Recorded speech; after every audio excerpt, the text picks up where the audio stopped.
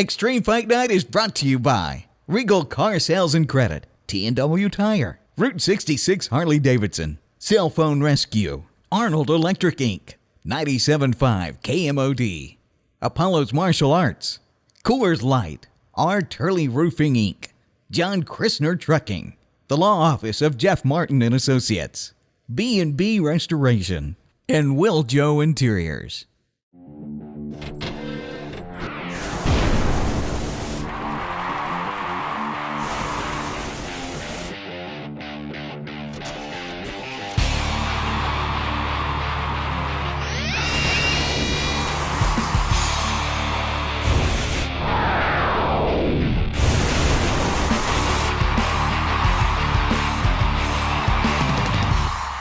Evening and welcome to the beautiful Paradise Cove Theater inside River Spirit Casino Resort for Extreme Fight Night Final Fury.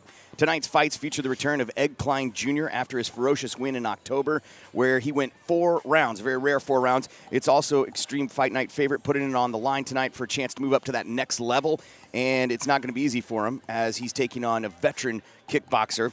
And we're also seeing the chance for a candidate for Fight of the Night easily as we see Alfred Freight Train Walker, the current featherweight kickboxing champion, take on the previous champ that had to vacate the belt.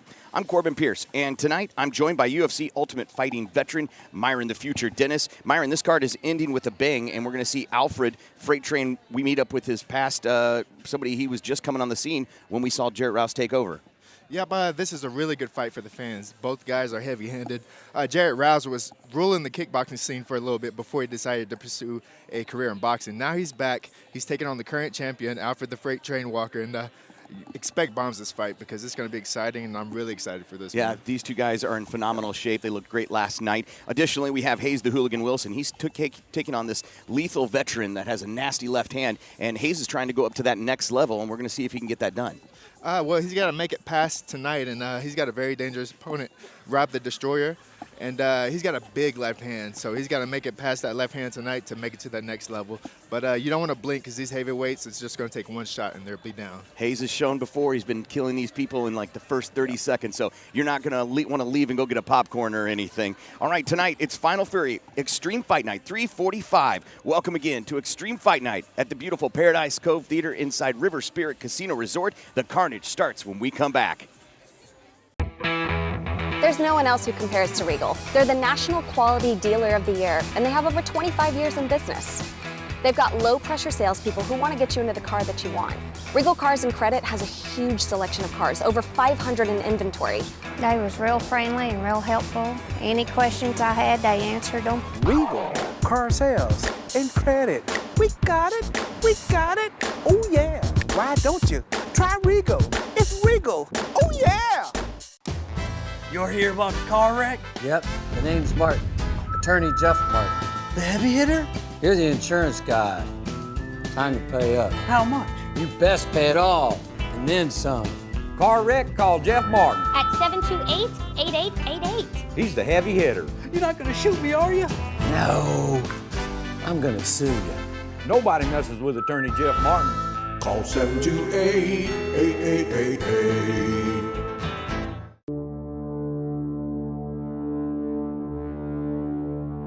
Even the king has a dark side. Meet the Road King Special, the stripped-down, muscled-up version of the American icon. Powered by the Milwaukee 8 engine. It's good to be king.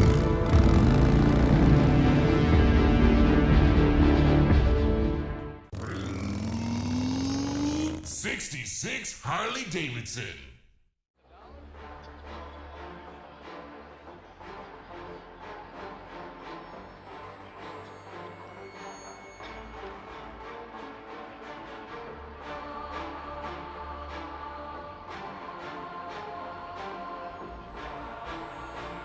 And ladies and gentlemen, it is Extreme Fight Night 345, Final Fury. Let's meet our fighters for the last 5 incredible matchups. Come on out, gentlemen, and bring them into the cage for one face-off before 345.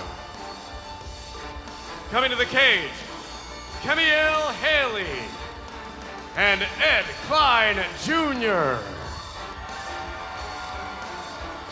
Danny Flick and Brandon Bailey.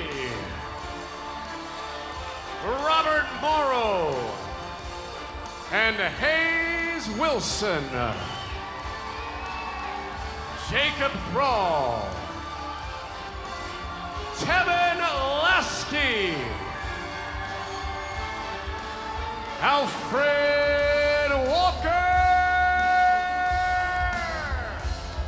And Jarrett Rouse. Mr. Nix, one final face-off. Kemi Yale Haley and Ed Klein Jr.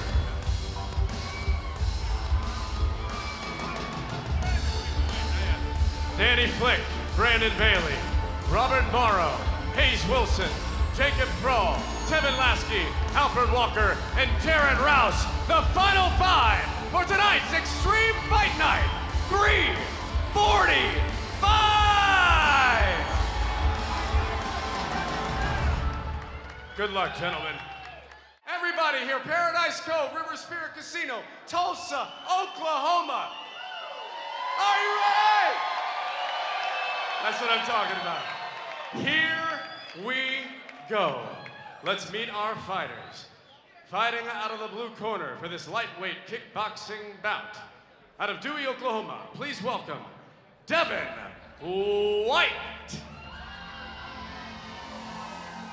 Welcome back as we're set for the first fight of the night tonight at Extreme Fight Night 345 Final Fury.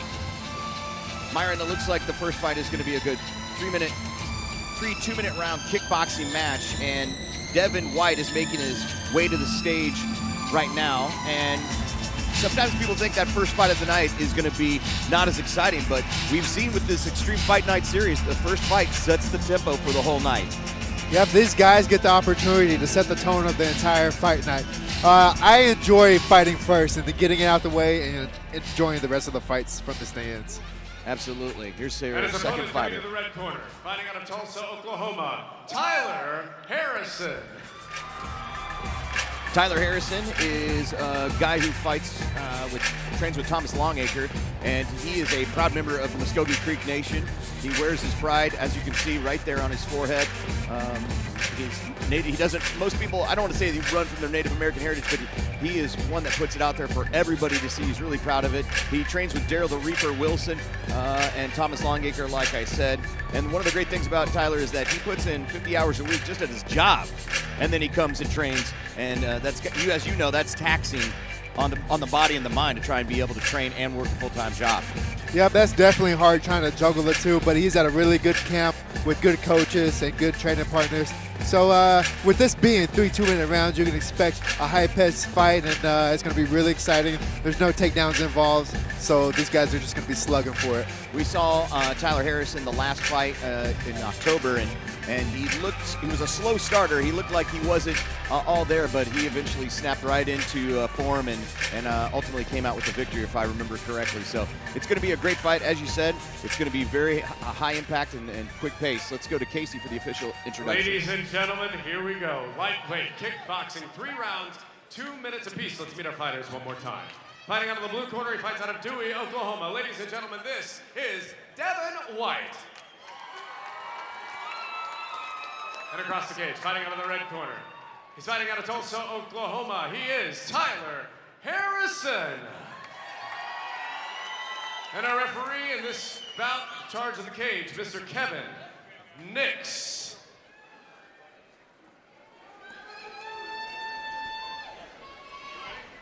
Are you ready? Fighters, you ready? Tulsa, Oklahoma, you ready? Here we go! Fighter ready! Fighter ready! Fight! All right, here we go. You've got Tyler Harrison in the red corner. He's in the gray trunks, and Devin White is in the black trunks with the gray stripe, as we see that first front kick from Devin. Devin's coming out in that southpaw stance, and you can immediately see the height advantage.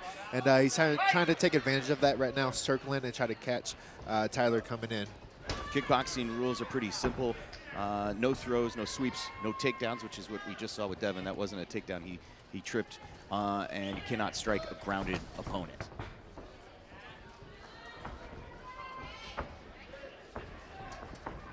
Tyler doing a great job of going in and keeping his heads up, really protecting his head, just trying to get in close. Some guys do that because they think the other person can't handle that close of fighting, right?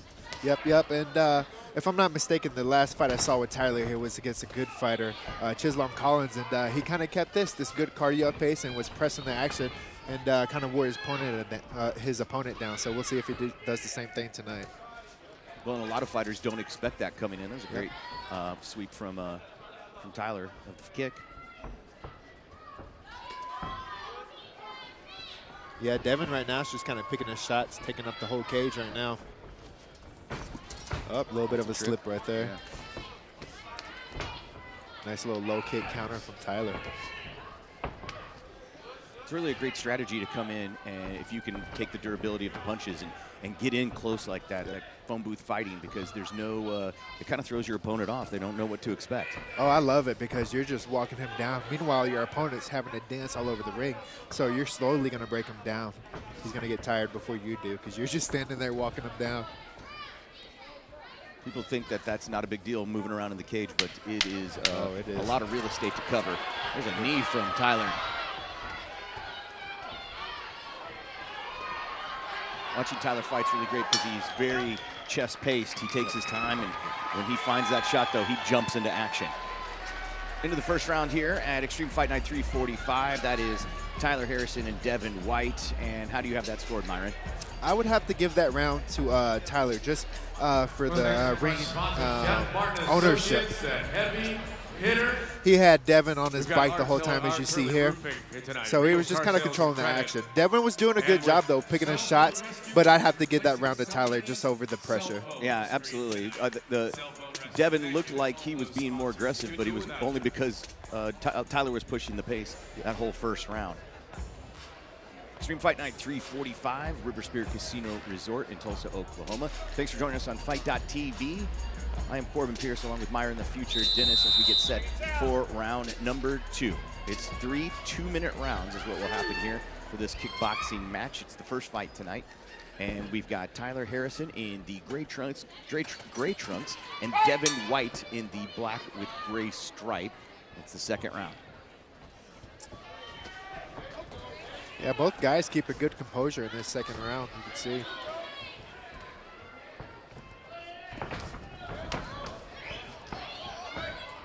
Good counter from Devin. The one thing about being tall like Devin is in the gym, being tall like that, you get away a lot with your hands being down. But once you get to fight night, you have to worry about people knowing how to step in on you. So he's definitely going to keep those hands up and watch out for Tyler coming in on him like he's doing right now.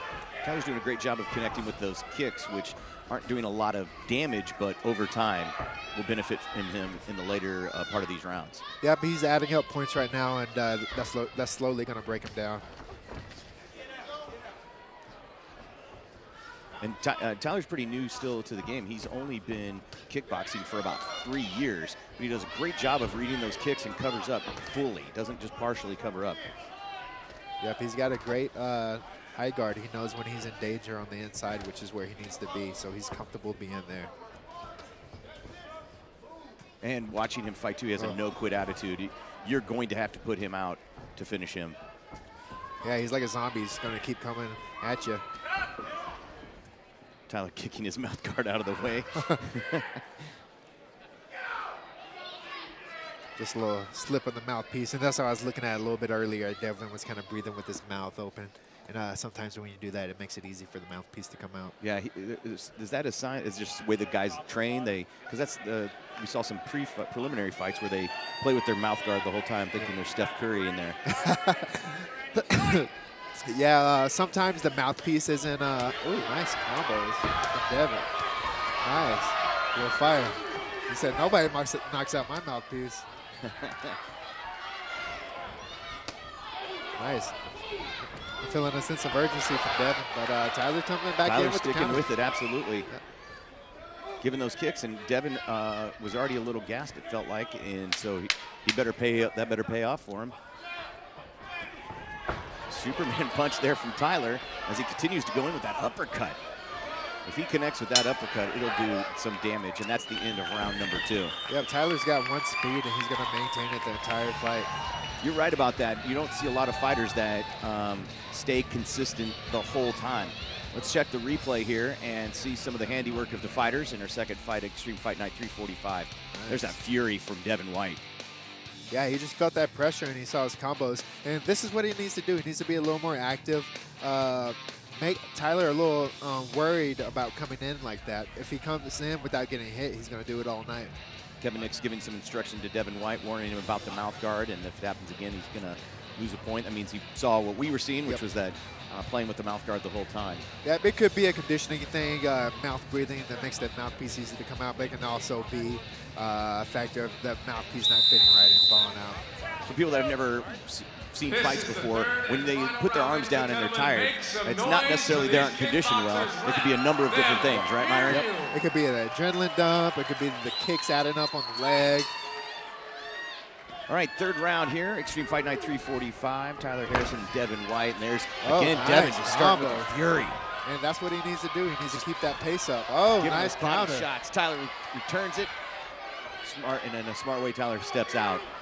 He knows he may be behind on the card, so he knows he needs a knockout this last round. He hasn't got a whole lot of time to work, so he's going to go for it. Nice. His body shots are dangerous. Yes. One shot to the liver could end it. Got to keep those hands up when coming inside, though. Ooh, there's nice. A heavy punch to Devin White from Tyler. A little over the top of right hand. Blocked it. Oh, nice. Throws it again. You see Devin breathing with that mouth open again, but he's still throwing. Tyler still, as you said, keeping the same pace. Yep, he got a bloody nose, doesn't care, he's still coming forward. Swinging for the fences. Great work there from Tyler as he stepped in and then stepped right back out.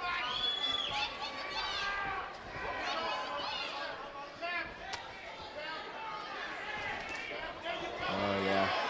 Both guys, you can tell, are getting a little exhausted. Yeah. Third round is a rough round. Yeah, Devin's starting to find his rhythm, but does he have the cardio to keep it up the rest of the round? Deep breath from Tyler right there. Body shots, it's got to be at least the 10th body shot from Devin White onto Tyler Harrison. That will also do some damage. Less than 30 seconds left in this third and final round of our first fight at Extreme Fight Night 345. Devin's now doing the hunting in the ring. Yeah, you see Tyler starting to slow down now. Oh, mixing up nice combos like right there. Oh. Tyler's still doing a great job of checking some of those kicks. Tyler pressing the action right now. Up against the cage, nice. And they're unloading to try and finish the fight in the last couple seconds. And they just end the fight just exhausted. They were throwing the things, huh? We said it. The first fight sets the tempo. Extreme Fight Night 345 is underway, and it did not disappoint. That first fight between Tyler Harrison and Devin White goes the full 3 rounds. Both guys just unloading on each other at the very end there, Myron. Yeah, it was a really good first fight of the night. You see both guys are bloodied up, tired. It's a good fury of punches there. Let's see the replay and some of the great work that was done in that first round here. And here's the end where those guys just started unloading punches on each other. Tyler's hitting some. Devin looks like he got one in there. And there's another one from Tyler. This is what the fans want to see. They want to see you go all out, go big or go home. And good job to both guys, whoever wins. It's a really great performance from both guys here. Extreme Fight Night 345 as the judges are making the decision. Casey Luke will have the official announcement here in a second. And it seems that all the guys that come out of that Longacre camp have that do not quit attitude and just get in there and get the job done. Yep, Thunderkick's a great coach. He was a great fighter also. And you can see that his fighters still got that attitude as he did, or it does. Yeah. All right, so let's get the official announcement. Let's go to the cage with Casey Luke. Make some noise for these kickboxers. That was an excellent, excellent way to start tonight. And great sportsmanship as well. It does go the distance, ladies and gentlemen. And all 3 judges score the bout 29-28 for your winner by unanimous decision out of the blue corner. Wow. Your winner, Devin White. Devin White gets the decision and a frustrated Tyler Harrison. Yep. A little celebration dance at the end. Yeah, Tyler not happy with the decision. But a lot of times, you know, it's all about how the fighter ends the fight. Yeah, you leave it to the judges. That's the chance you take, and it might have been that third round that made the big difference because Devin was the aggressor, and there we see both guys, and it looks pretty even. There's that fury of punches where they try to unload on the end. Just some great work from Tyler and Devin for that first fight here, Extreme Fight Night. There's that kick. Devin just did a great job in that third round of pushing the pace and really exhausting Tyler. Yeah, Tyler did a good job round 1 and round 2 getting that pressure, but Devin just turned it up. You know, he needed that knockout, and he ended up getting the decision win. Yeah, just some great work there from Tyler. There's that fury of punches at the very end. Extreme Fight Night 345. Coming to the cage from Tahlequah, Oklahoma, please welcome Cameron Viales.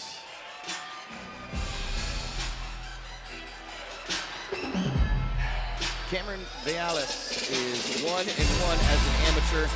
He last lost against Jose Loera, who is a master at jiu-jitsu out of the clinch in Owasso. But they're looking for their pro debut right here, Cameron is, and he's going to take on a guy who is also a pretty good fighter as well in terms of he surprised people with his first fight last week via decision.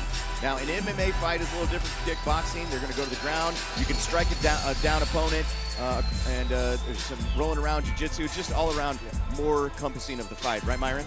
Yeah, but it's a little bit of everything. So now let's see how these guys are going to come out. I remember last time I called Jimmy's fight, and what I remember from him is he had really good hand speed and mixed up his combos with USA versus Mexico. So I'm interested to see what Cameron has to offer. So I'm looking forward to this fight. Absolutely.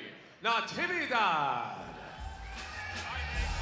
Jimmy Natividad, a jiu-jitsu specialist, and he was very excited to get in here. Last night he was a little late getting in for the weigh-ins, trying to get some of those last few pounds cut, and made it, had no problem making weight, and so we're going to see him do some interesting work here. I'm excited to see this fight. I always like the smaller guys fights because they're fast, they're quick, the jiu-jitsu is always faster, and it's a good paced fight. Extreme Fight Night 345, River Spirit Casino. In the back of Jimmy's corner, you can see his corners over there. Getting some final instruction as we get set. And we're going to get the official introduction from Casey Loop. Thank you, Chelsea. And the Route 66 Harley-Davidson girls. Thank you. Yeah, give them a big woo! All right, this is mixed martial arts. 3 rounds, 2 minutes apiece in the bantamweight division. Let's meet our fighters one more time. Fighting out of the blue corner, he's out of Tahlequah, Oklahoma. He weighed in at 132 pounds. Ladies and gentlemen, this is Cameron Viales.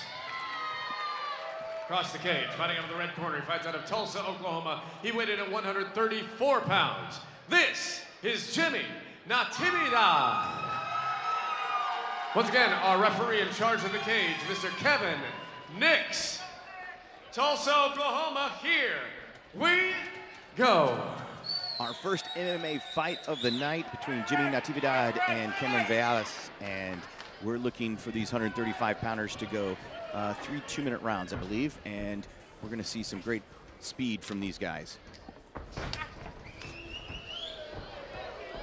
Looks like Cameron has some pretty long arms on him.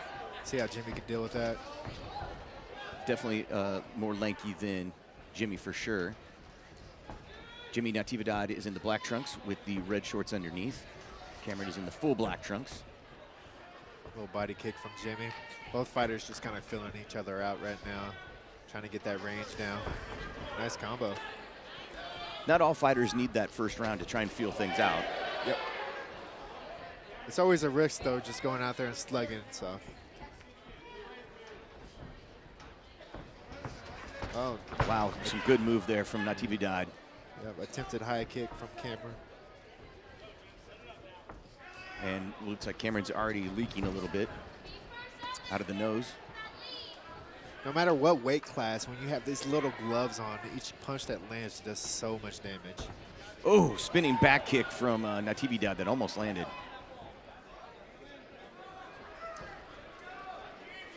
You can see Jimmy kind of taking control of the cage right now. Jimmy Natividad's speed is just impressive. Both guys, 135-pounders are already fast, but these guys feel exceptionally fast. Yep. They stunned him. And there you can see Jimmy's hand speed, which won his last fight that I called. A little jumping knee right there from Cameron.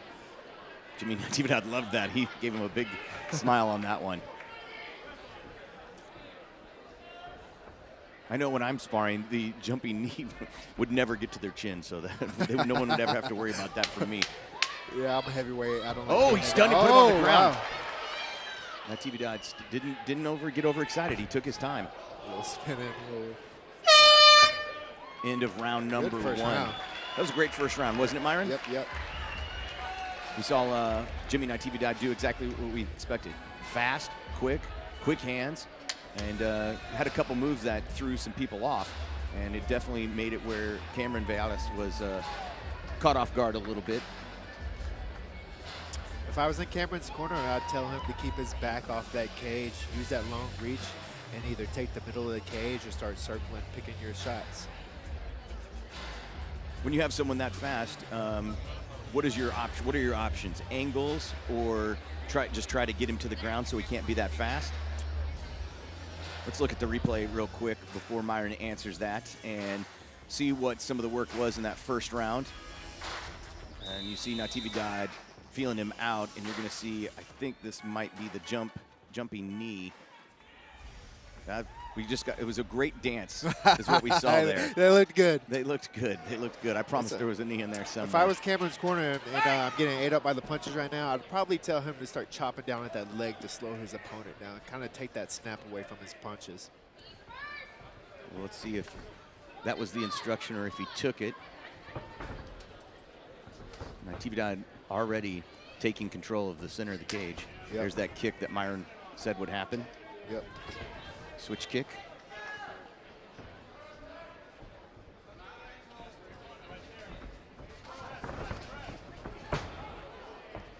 Guys go that fast, they sometimes trip over their own feet, and that's what happened there with Natividad. Yeah, that canvas gets slippery, especially once you start sweating and bleeding on it.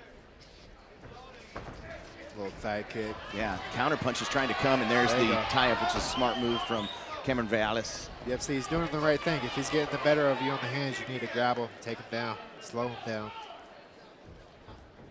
And when they separated, Natividad got him on the chin again.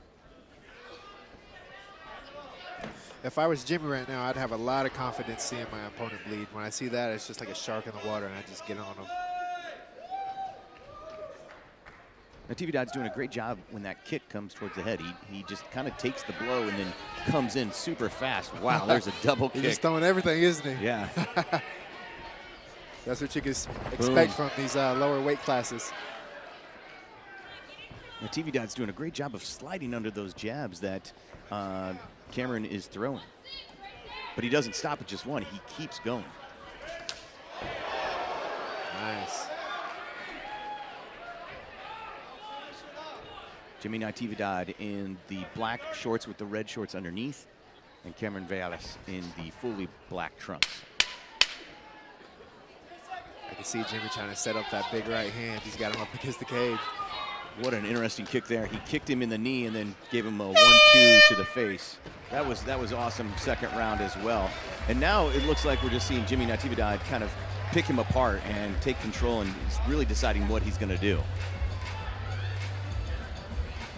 Here's the replay, and there's that, just the great work of Natividad missing. When he throws, he really rolls his shoulder over Myron, and it causes the other fighter to completely miss. Yep, he's doing a good job. He's in good position. He has Cameron up against the cage, and Cameron can't do a lot with his back up against the cage. If you want to strike, you can't have your back up against the cage. You got to take the middle, and that's where that fight's going to be. There's Cameron Valles' corner tending to his nose. That's been bleeding a lot. And we're going to probably see what we saw in that first fight, where the third round, they're telling him, you've got to knock him out. So we should see a little bit of aggressiveness from Cameron Valles to really try and get that third round potentially, like we saw in the last fight, the Here decision. we go, ladies and gentlemen. Third and final The thing that round. sucks about Make having some your noise nose right busted now. like Cameron, it makes the breathing Come on, harder. make some now noise. you start mouth breathing. They want this place it messes rocking. up your Here we breathing go. pattern. It starts to slow you down a little bit. Yeah, and people think it's just the blood coming out of your nose. It's also going down the back of your throat as well. Nice. That's where those kicks are. That's what you need to do. You need to slow your opponent down. Keep that middle of the ring, though. You're long. Ooh, nice. Good. High kick. Yeah, that was a nice high You got to kick. keep those hands up. You still see Jimmy Natividad has the confidence. Yeah. He's been controlling the most of this fight, so he should feel confident. Nice combo right there. Yeah, Cameron's really got to use that reach to keep him back. And we haven't really seen Cameron take him to the ground, which he could definitely change the pace of the fight if they went to the ground. Yep, I would probably try to strike and try to get Jimmy to counter. And as soon as he counters, that's when you need to come in with that double leg, single leg, get him to the ground, slow him down.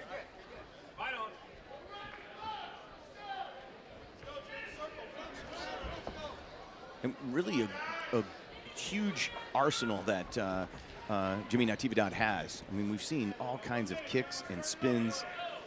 And Cameron has thrown a couple of things, but it's been pretty simple. He's throwing a combination of elbows and punches.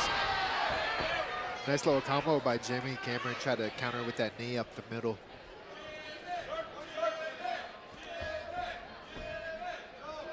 Third and final round here, Extreme Fight Night 345. Jimmy Natividad and Kevin Valles in the ring right now. And it looks like nice. This may go to a decision. We've got less than 30 seconds left. And I think Jimmy Natividad is doing the smart thing. He's not really getting in there and being overly aggressive because there's no reason to take a chance. Yep, no, he's just throwing his combos, letting his hands fly. Gotta keep your feet under you. A kick finally connected for Natividad. And that was that'll go to the decision, but I think it's quite clear who won that fight. Yes, so it was a really great performance from Jimmy Natividad. And again, he surprised everybody last time he fought, and this time he did exactly what we thought, which was just going to be a fast-paced fight, and did what he needed to win. Yep, Cameron's tough. He took a lot of hard shots. Yeah, right here, you can see. Again, though, he's a really long guy trying to punch with his back up against the cage, but Jimmy's in better position. Right here, he tied him up. He should have did a little bit more of this to slow him down, get him to the ground, and try to see what he had to offer off of his back. And Jimmy Natividad's pretty new to the Extreme Fight Night, and if he continues at this pace, we have a future star of Extreme Fight Night, definitely out of Jimmy Natividad, and just what he does and how fast he is just fun to watch. Yep, you never know who's going to be the next big thing. It always starts with tonight. Yeah, that's one of the things that makes me love kickboxing and mixed martial arts is his rankings don't mean anything. All that matters is who's going to be the superior fighter that night, and it makes it an exciting night of fights, and we've got some really great ones, and we've got the official decision now. Let's go to the cage and get the call from KC Luke as he's going to make that announcement right now. Ladies and gentlemen, this bout goes the distance to the judges' table. Mike Bauer scores about 30-27. David Sutherland scores about 30-27. Henry Ellick scores about 30-26 for your winner by unanimous decision. Out of the red corner, Jimmy Natividad.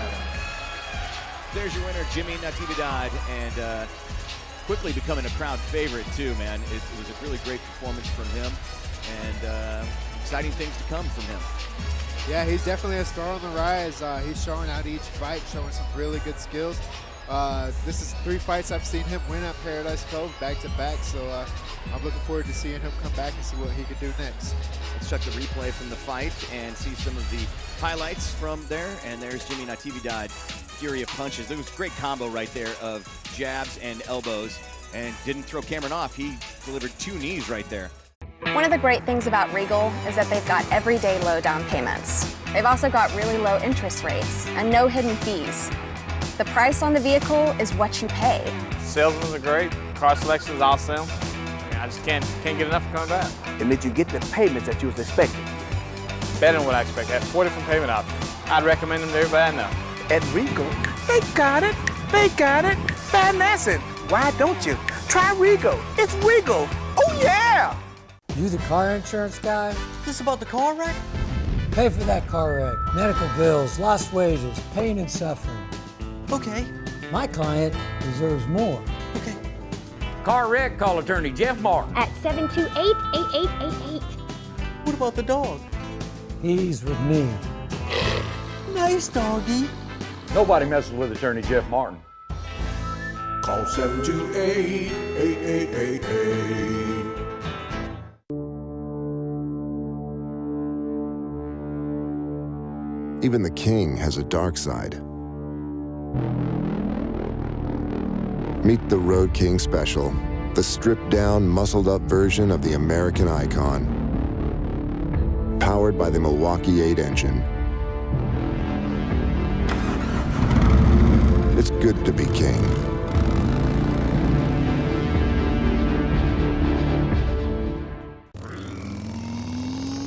'66 Harley Davidson. Let's get to our kickboxing bout. Here we go. Coming to the cage from Tulsa, Oklahoma, make some noise for Jimmy Flick. Jimmy the Brick Flick is a really interesting fighter. This is a guy who's got a brother who's also on the card. They are estranged. They do not get along. Matter of fact, the last time they were here fighting, they almost got into it in the locker room before their fight. So besides that, Jimmy is a guy who does many fights. He'll go and do Legacy, he'll do Bellator, he'll do wherever he's called, but he doesn't have to take every fight. This is only his second fight this year. Oh, wow. His most recent fight is he fought UFC vet Johnny Bedford and beat Bedford via submission down in I think it was down in Thackerville. So it was a really great performance from him, and he was the underdog, and he's just a great kid with a great attitude. I enjoy watching the Fleet brothers fight because they're coming forward, they're really aggressive, you know, nose to the dirt. They're just one of those fighters that are just going to grind. Compared to TJ Arrington, who's going to be really slick using his angles. So I'm curious to see how he's going to deal with the aggression of Jimmy Flick. Yeah. Don't make mistake because he takes 2 fights a year that there's something missing. He was the alternate on season 18 of The Ultimate Fighter, so he definitely has the skill set to make some things happen, and it's going to be a really great performance from him, I promise. So let's get the official introduction of the second fighter and see who Jimmy the Brick Flick is taking on. And his opponent, coming to the red corner, please welcome from Tulsa, Oklahoma, T.J. Arrington. T.J. Arrington's a great fighter as well. He's done some MMA, but he really wants to focus on kickboxing and kind of sharpen those skills, which I always think is a really smart move when MMA fighters do that. Some feel like you got to stay focused on MMA, but it's really a good move, isn't it, Myron? Yeah, sometimes I'll take MMA fights back to back, and every now and then I like to take a kickboxing hiatus, get a couple fights, and then I come back to MMA. My striking is so much sharper. Yeah, it's really a good idea, and I always feel like when we saw earlier in the prelims, we saw just a jiu-jitsu little rolling around, and it's just a chance to focus on those skills in the environment rather than in the gym. It's a lot different rolling around in the gym, like as you pointed out when we were calling that jiu-jitsu match, than it is with being in the cage. So it's fascinating to me when these guys come in here and go, I'm just going to focus on this. When I was talking to Jimmy yesterday, he was telling me that it hadn't been a while since he took a kickboxing match, and he felt like, I want to fight. So he went ahead and took it. So we're going to see a really great performance from these two guys. Let's go to the official introduction from our man, KC Loop, in the cage.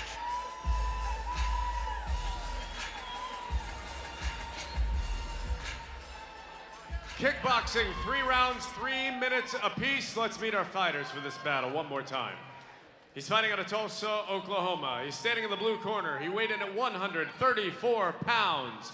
This is Jimmy the Brick Flick. Across the cage, standing in the red corner, he fights out of Tulsa, Oklahoma. He weighed in at 135 pounds.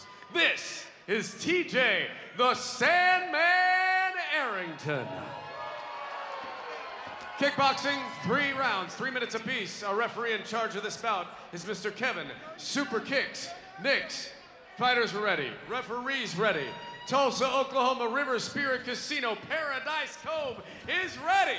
Here we go. Extreme Fight Night kickboxing match here between TJ Arrington, he is in the Muay Thai shorts, and Jimmy Flick, the Brick, in the white shorts. Jimmy trained out of the Thunder Kick Academy with Thomas Longacre and Daryl Reaper and some of the other fighters that have already been on the card. So you already know the mindset going in. Great kick there to lose the footing of TJ Arrington from Flick. Nice low kick from TJ. These are really two guys that are, this isn't odd to them. They're very comfortable in this position, so you can see both guys just being completely confident. Yeah, both guys love to fight, so you can see that they're comfortable being in there. Last time I was here, I remember TJ Arrington getting a nasty knee knockout. Yeah, he was having some trouble in the USA versus Mexico match, and then out of nowhere delivered a great knee that ended the fight and gave him the victory. So you can't go to sleep on TJ Arrington, even if you think you're winning the fight. A little double jab from the Flick.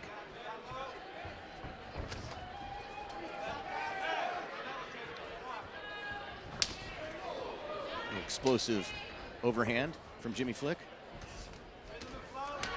It really looks like Jimmy has figured out the number there of TJ Arrington. He's waiting for it and countering pretty quickly. Yeah, he's got some nice heavy low kicks, nice long legs. I remember this from TJ fighting last time. He had to find his rhythm before he got that knockout. So let's see if he can get it again tonight.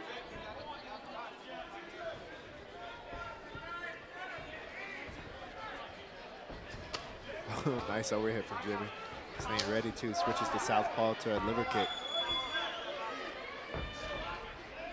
TJ well aware of what he's getting into. Is good. He gets prepared for that. Goes on defense almost immediately after throwing those jabs. Yep. You can see Jimmy starting to get his rhythm down, or his distance down right now.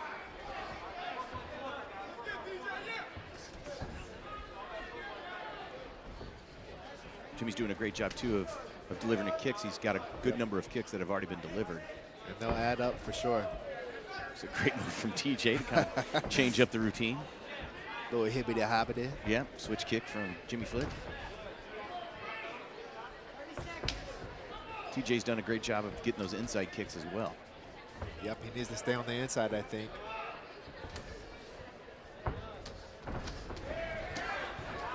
Starting to work his combos now. Nice little jab from Jimmy to the body. What's it like for a fighter, Meyer? Spinning back fist from Jimmy Flick. Jab and a kick there from TJ Arrington that looked great. I love being this close. You can see how focused they are. Absolutely. It's the best seat in the house, especially on Fight.tv. So, Myron, when the guys go in, what's it like to have a plan? Because you can't really just have a plan and just kind of fades away immediately when you get in there, right? Yeah, you really never know what's going to happen until you're in there and the bell sounds. But right here, you see TJ kind of working those cut kicks like you're saying. Jimmy's working that long range. But yeah, you have a plan. But like I said, like Mike Tyson said, everybody has a plan until they get hit. It may have been a little more colorful than that, but I think that might be the accurate quote. And thanks it's to our great absolutely sponsors, right. Route But it was a great Harley first round. How did you Davidson score it? Route 66 Harley Davidson girls. You know what? I'd have to Davco, slightly Heat give the in there. edge to Jimmy in that round, just off the fact that he was able to control the distance and hit those shots in there like that. But TJ's not too far behind, so it's making an exciting fight so far. All right, here we go. Round number 2. TJ Arrington versus Jimmy Flick, and we are going to see some really great action in the second round. Extreme Fight Night 345.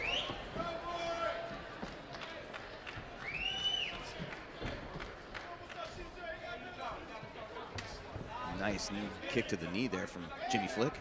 Yeah, TJ can't stay right there. He needs to get inside, work his double jab like that to get on the inside, and then throw his combo. But right here, Jimmy's just going to pick him apart with that distance. Jimmy does a good job of throwing that jab and delivering that knee, almost using the jab as a cover-up. Yep. Look, he can't. You don't even see that other one coming. There was a great overhead right from Jimmy Flick that looked like he swung his arms around. Nice liver kick.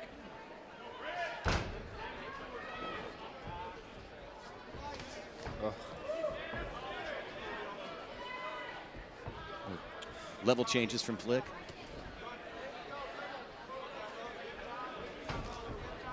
TJ showing good defense with his high guard, but he's still letting Jimmy score points right now. Yeah, and still respecting TJ too. And see, this is where he needs to be. He gets him up against the cage, work your combos. Don't let Jimmy get out in the open like that.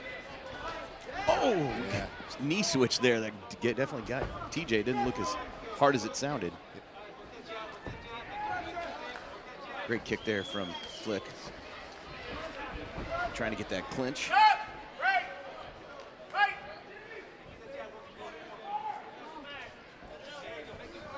I'd like to see TJ throw some more feints and then get on the inside, work his combos. He's been Nice really jab. successful with the feints before. A little bit of a check right there. Both guys showing solid defense. Great knee and multiple Nice kicks combo. against Flick up against the cage. And that's where TJ needs to be right there. Nice.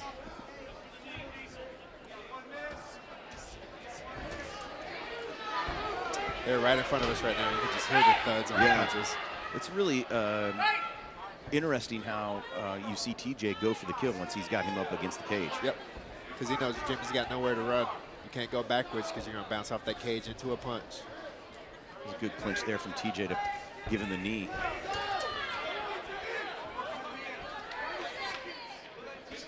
Now, the one thing when you are on the inside with somebody taller than you, you're going to have to watch out for those knees because they get it up to the head pretty quick. Less than 20 seconds left in the second round as Flick delivered that switch kick.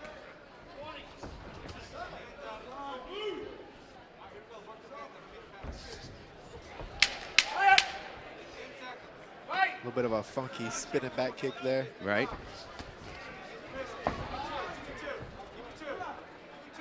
And there's the end of round number 2. And really we're seeing both guys respect each other, and almost felt like TJ was the one more beneficiary guy in that round. And let's look at the replay and see what you think, Myron. Yeah, TJ doing a good job right here, getting Jimmy up against the cage, working his combos. Jimmy got off right there and took the middle back where he's going to feel comfortable right here. There you go. You see that jumping knee? Yeah. And this is where TJ's successful right here. You know, so far I'd have to have it 1-1. It's not a big discrepancy in the scoring, but I'd have to say I'd give that one to TJ. Yeah, I think I agree with you in what we're going to see now. Probably, I would imagine both guys telling their corners are telling them that they've got to go in there and really commit and try and throw the best punches they can and really score some points, maybe even a knockout. Yeah, these guys are going to come out hard right now, and who knows, we may even see an overtime. Here we go, round. ladies and gentlemen. Let's go back to the cage and see the third and final round for Extreme Fight Night 345 between TJ Arrington and Jimmy the Brick Flick. Paradise Cove River Spirit Casino. The decision round between these two. I think it's all going to come down to this last round right here. Who's going to want it more? Both guys aren't backing down right now. Little 1-2 from Jimmy.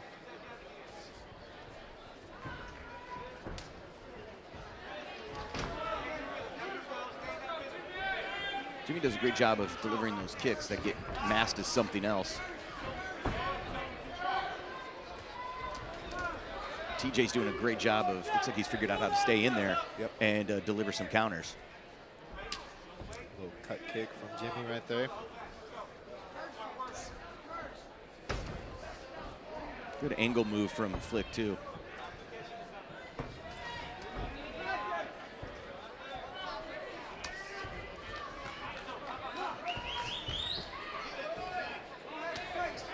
Body work from Jimmy Flick there.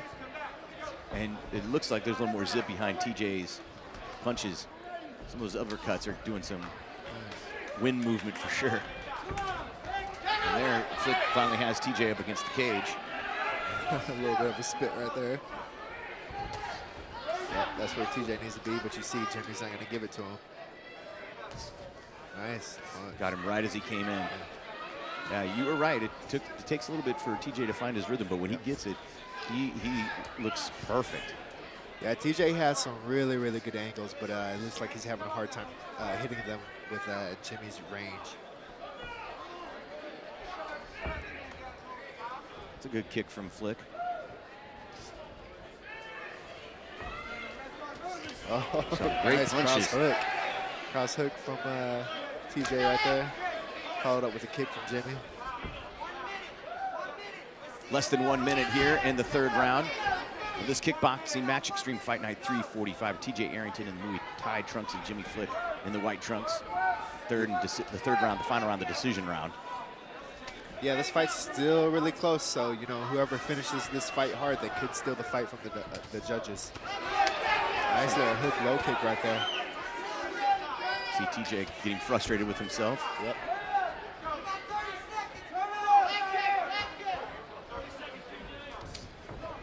We're into 30 seconds left in this last round.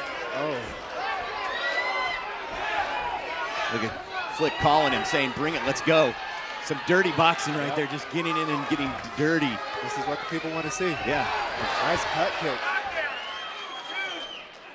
Looks like the, he's giving him a count right here. Looks like the cut kick may have swept his leg out from under him a little bit. Yeah, it looked like he just slipped and grabbed it.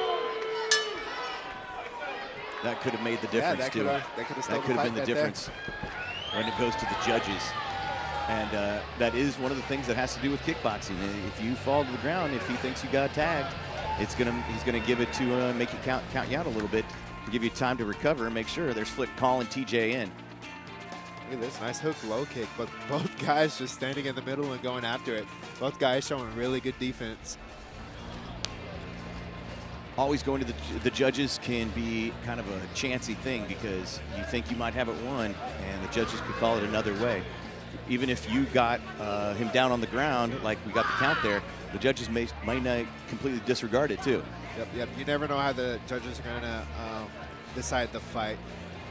Before the slip and the count, I'd say it's really close, and I couldn't really tell who was winning that one. But you know that count could have stole the round for him. So let's see how the judges decide this. Yeah, really great performance from both fighters. Didn't disappoint. The Longacre camp continues to show that they will take anything they can get, and they will stay in there and not give up. Got to respect the cardio of both those fighters. That is not an easy 3 rounds, because they did a lot of dancing around. We're going to go to the cage and get the official call from Casey Liu.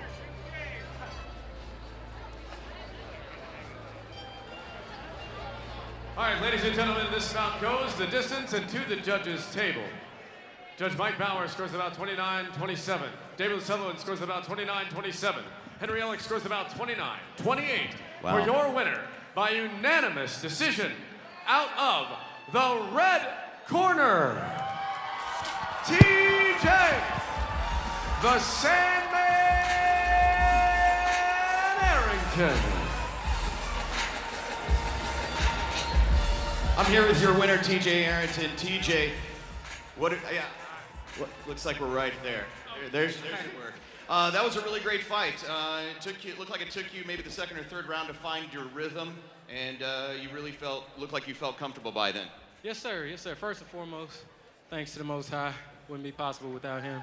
My coaches, Mr. Del Apollo, my coach Mike, hope he's streaming, my family, my daughters, Jasmine, Ariana, my brother, AJ. I got a lot of thank yous, a lot of people that believe in me and make this possible, y'all.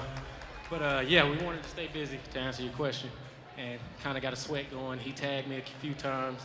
Once I relied on that jab as we've been working, the fight became a lot easier. You looked really comfortable when you had him up against the cage. I think it was the second round where that really clicked in your head, and it looked like you tried to continue that in the second round. Was that where it really changed for you? Oh yeah, you start feeling the effects, the artist to hit and not get hit, and as I was hitting, I wasn't getting hit, so yeah, I felt good. Really great fight from you. Enjoy watching you in the cage. TJ Arrington, your winner, Extreme Fight Night.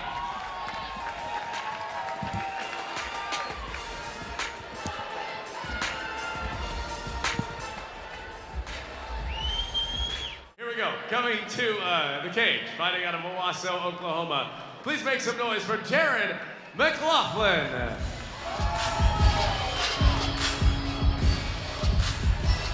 Jared McLaughlin is 2-0 as an amateur. He's a really young guy, but he's when you see him, he has this baby face. He hasn't even, it looks like he hasn't even hit his maturity level yet, but I remember seeing him the last couple times fight. You underestimate him, and he is strong. He's got a lot of jiu-jitsu experience out of clinch in Owasso, and a great wrestler. And so if he can get this guy to the ground, I think we're going to see a really big difference for this guy. Like I said, super young, first pro fight. There's a bright future for this kid in mixed martial arts.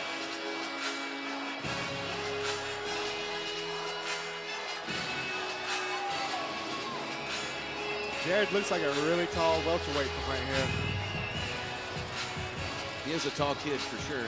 And the part that's exciting for him, and he should be, and I can't even imagine getting into this at that young age, but he's going to grow so much more muscle strength-wise and just body type. Tulsa, Oklahoma, make some noise for Matt Dixon.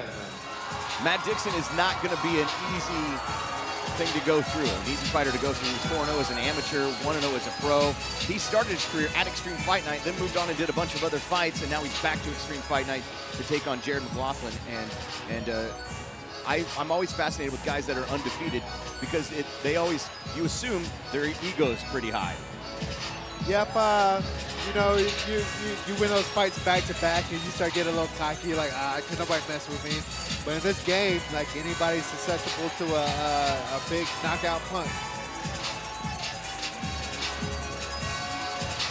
Matt Dixon, fighting out of Tulsa, Oklahoma. Myron, the mental part of that, we briefly touched on it, is you start getting cocky. This game is 100%. It is strength. I don't want to downplay that, and it's in skill set and technical skills, but it is mental as well. That's why I love the sport. It's so unpredictable, and it's so humbling. You know, most people don't get into fights, you know, maybe one fight in their lifetime. Here we're going to do it every weekend. So, you know, these guys are coming out strong. Like I said, Jared's a real tall guy, a good wrestler. So I'm trying to see how Matt's going to deal with the wrestling coming from Jared. Yeah, when you see Matt come into the cage and you see a full shot of him, he is in shape. He looks like a technical specimen in terms of body fitness. And Jared looks like he's on his way to that, but you can't underestimate that with these fighters. Yeah, I like this welterweight division because they still got the speed, but they got some power to go with it. Getting some final hugs from his corner, and Matt Dixon enters the cage. And we're going to get the official introduction from Casey Luke. Yes, he looks perfectly in shape.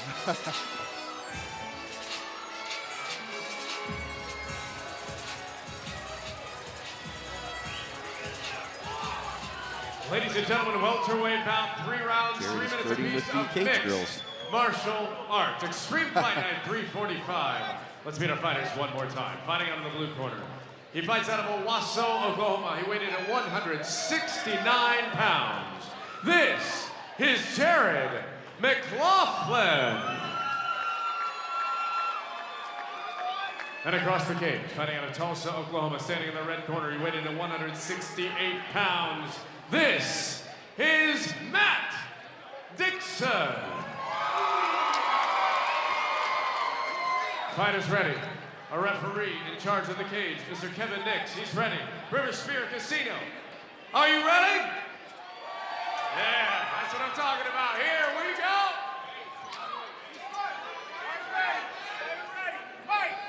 All right, Jared McLaughlin is in the black trunks, and Matt Dixon is in the black trunks with gold printing on them. They kind of stole each other's short style, got the Valetudos on.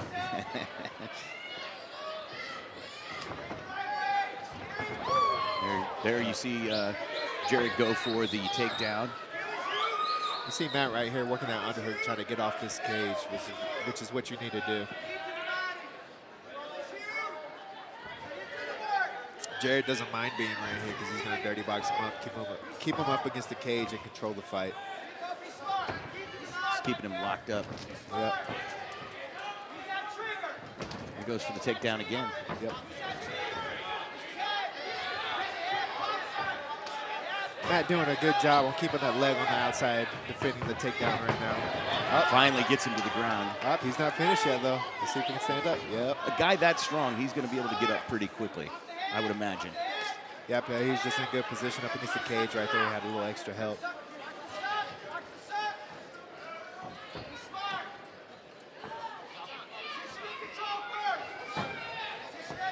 watch for when they break, because Dixon will try to punish him.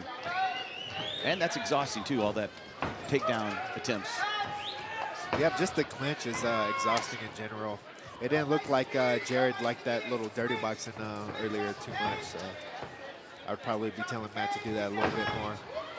When you keep your distance a little bit more, you can see the shots coming a lot better. Oh, there we go. Look at those punches right there, the dirty boxing. That's the beginning of the end. As I don't even know if we saw Jared McLaughlin even get a punch in. Yeah, but it didn't look like he was too comfortable getting hit. He had good wrestling, but as soon as he got hit, looks like he didn't like it too much. Well, one thing's for sure, Jared McLaughlin's a young guy. We're going to see bright things from him in the future. And Matt, I mean, he looks fantastic. And we're waiting for the clearance from the doctors to make sure everything's okay. It always feels good to get that first round finish because you leave without any injuries and get to enjoy the rest of the night. Oh, absolutely. And there it is. There you see Dixon delivering those punches and just put him right on the ground and delivered. I would imagine some of those elbows he delivered when they were clinched up helped make that happen a little bit faster as well. Matt Dixon with the win. Let's go to Casey Luke with the official call. River Spirit Casino, make some noise for that bout right there. That was a great battle. Beautiful fight. Ends at 1 minute 44 seconds into the first round. Your winner by TKO out of the red corner, Matt Dixon! I'm here with your winner, Matt Dixon. Matt, you started your career at Extreme Fight Night. You've come back after doing some other fights. How do you feel like tonight went? Hey, I felt great. First things first, I want to say all glory to God. Second off, happy birthday, Mama! Happy birthday! Let's go! Chelsea, happy birthday! It's a hell of a birthday gift, man. Congratulations on that. He went for multiple takedown attempts. Were you expecting that with all of his experience? Yes, sir. We knew he was a great wrestler. We knew he had some good, strong grappling, and hey, it all worked out. We prepared hard for it, and it played out right. Always feels good to get a first round knockout, doesn't it? Yes, sir, absolutely. Congratulations. Here's your winner, Matt Dixon. Extreme Fight Night is brought to you by Regal Car Sales and Credit, T&W Tire, Route 66 Harley Davidson, Cell Phone Rescue, Arnold Electric Inc., 97.5 KMOD, Apollo's Martial Arts, Coors Light, R. Turley Roofing Inc., John Christner Trucking, the Law Office of Jeff Martin and Associates, B&B Restoration, and Will Joe Interiors. Let's bring out our first kickboxer, fighting out of Oklahoma City, Oklahoma. Make noise for Kemiel Haley. Kemiel Haley, I got to talk to him last night at the weigh-ins, and he's just a guy that's been doing MMA, and again, we talked about earlier, just trying to do some focusing on kickboxing to kind of sharpen some of those skills that he has in the shed to become a better all-around fighter in mixed martial arts. He's from your neck of the woods, isn't he, Myron? Yeah, he's from Oklahoma City. I've sparred with him a little bit, and he's one of those guys that has really good hand speed, great boxing, and if you hit him, he's going to throw some heat at you. So this should make a really good fight because Ed Klein, he's no pushover as well. And we had Kemiel, he competed in Bellator on a preliminary card, the card that happens after TV on Bellator down in Thackerville, and he had a loss on that, but he's not shy to the big lights and a big performance like this, and so you're not going to see anything like, you know, an adrenaline dump or anything like that out of him. Yep, both guys definitely have a lot of experience, so you can see high level skill. All right, let's get the official introduction for our second fighter tonight. Extreme Fight Night 345, River Spirit Casino Resort. And his opponent, fighting out of Tulsa, Oklahoma, welcome to the cage, Ed Klein Jr. Ed Klein Jr. is a guy who took about 18 months off because he just became a dad, comes back, takes on a fight here at Extreme Fight Night in October, and goes 4 rounds in a war with Team USA versus Team Mexico, and just impressive. One fight of the night easily. And when I talked to him last night. I said, what'd you learn from that fight? He goes, you don't learn anything from those fights except you need to train harder. Yeah, he's one of these guys I grew up with fighting on the same circuit here at Extreme Fight Night under Del Apollo Cook. And he's always getting fight of the night. He's just a tough dude, and he doesn't care. He's just trying to bang. So I'm really excited for this fight. This is one of the ones I've been waiting for, and I'm glad it's finally here. He also fights out of Thunder Kick Academy with Thomas Longacre and Daryl the Reaper Wilson. And he almost missed this fight. This fight almost didn't happen this week because he had a family issue with a medical emergency. And he said the only thing that did to him mentally is he's got to make all those sacrifices that he spends time in the gym instead of at home worth it. And he's looking to make a statement tonight to show for his family and for everybody else, his big fan base that you heard when he got called, that he's looking to make a statement going, the sacrifice is worth it. I'm going to make you all proud. Kickboxing, 3 rounds, 3 minutes apiece in the middleweight division. Let's meet our fighters one more time. Fighting out of the blue corner, he fights out of Oklahoma City, Oklahoma. He weighed in last night at 178 pounds. Ladies and gentlemen, this is Kemiel Haley. And across the cage, standing in the red corner, he fights out of Tulsa, Oklahoma. He weighed in last night at 178 pounds as well. This is Ed Klein Jr. Our referee in charge of this kickboxing bout is Mr. Kevin Nix. Are you ready? Here we go. Extreme Fight Night 345, a kickboxing match here at River Spirit Casino Resort. It's going to be 3 3-minute rounds with Ed Klein Jr. and Kemiel Haley. And Ed Klein Jr. is in the red and black trunks. Kemiel is in the straight black trunks. You see Ed Klein coming out using that long jab. Kemiel's doing a good job getting those kicks in for having the reach disadvantage. Good combo from Ed Klein Jr. You can see the boxing from Kemiel I was talking about.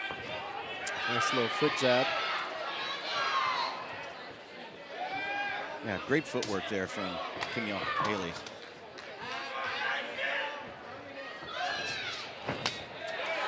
Kemiel's got really good boxing, so if I was in Ed Klein's corner, I'd probably tell him to start chopping down those legs, slow him down a little bit. But that's what he's doing.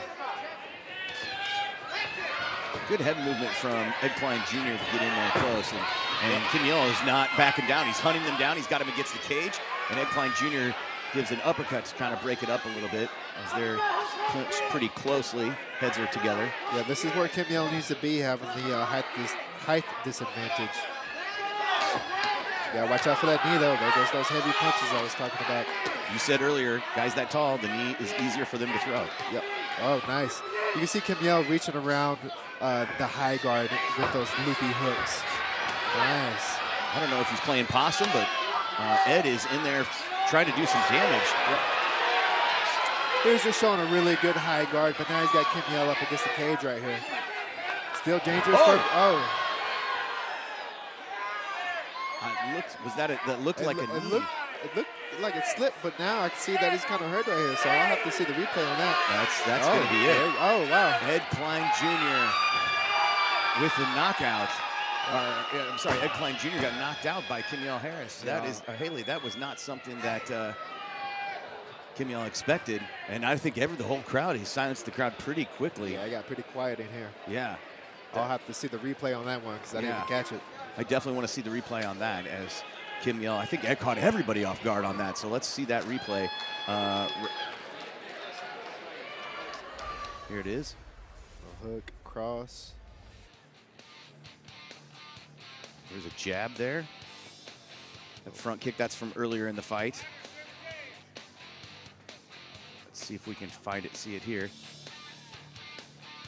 Got him on the chin there. Ladies and gentlemen, this bout ends 1 minute, 54 seconds.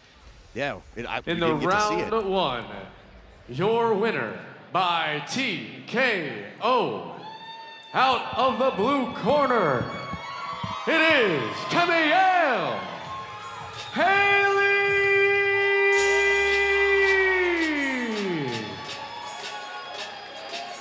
I'm here with your winner, Kemiel Haley, and Kemiel, Talk about the emotion you had at the end of that fight. You were very excited. Tell us what was going on in your brain. I'm used to MMA, so in my head I was ready to go for the finish, but I had to slow down a little bit. You and I talked yesterday. You mentioned that here, up on the screen is some of your handiwork there. We talked yesterday about how you wanted to do some kickboxing to kind of sharpen your skills a little bit. I don't know why you're here. Your skills look pretty sharp, man. That was some great performance. Thank you. It was I'm gonna be back, definitely. Here's your winner, Kimiel Haley.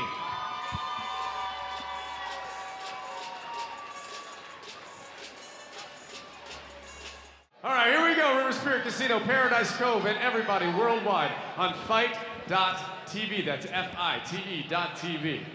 This is featherweight, mixed martial arts. Let's meet our fighters. Fighting out of Tulsa, Oklahoma, please welcome to the cage, Danny Flick. Danny Flick, he is a guy that is surprised everybody. He came in and he took on Michael Billups in an amateur fight his first pro fight. Michael Billups was an up-and-coming fighter, just really great performance from him in the past. And Danny Flick, who'd been off for a long time, and fights out of Family First Gym, which is just him and a garage essentially, and some other guys, and stunned Michael Billups with an elbow, and boom, won that amateur title. So it's going to be really great to watch him in this second fight. We haven't seen him fight then. This is the brother I talked about earlier that we have no idea. There's just a separation between the two. You will see when he gets out there that he's just he's an unorthodox fighter, and it should be interesting to see how this goes for Danny Flick.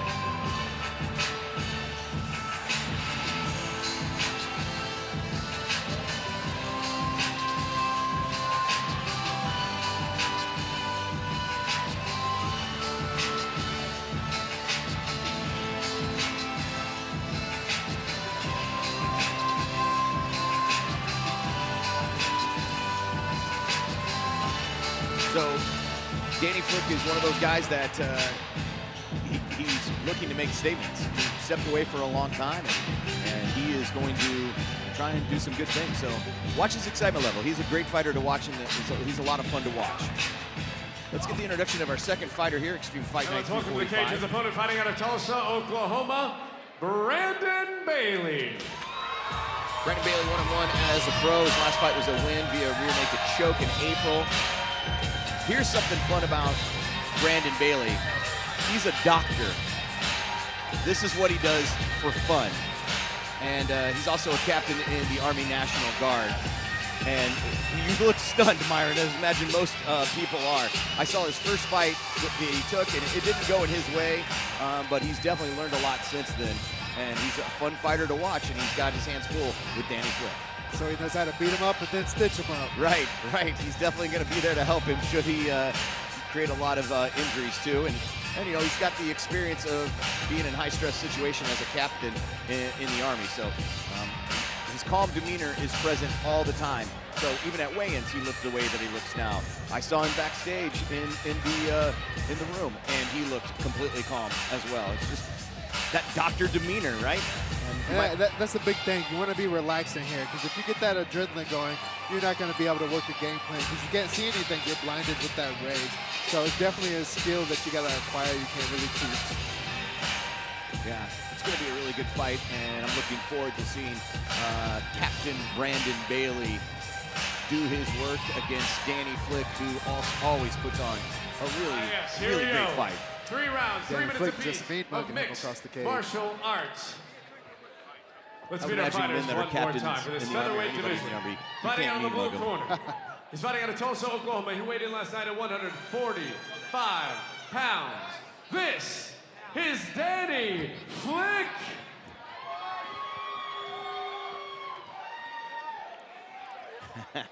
Looks like we had a little bit of cage, a water spill, and Commissioner Hickey can clean it up and almost missed his introduction. 144 pounds. This is Brandon Bailey. Our referee in charge of this mixed martial arts bout is Mr. Kevin Nix. Paradise Cove, are you ready? I said, are you ready? Here we go!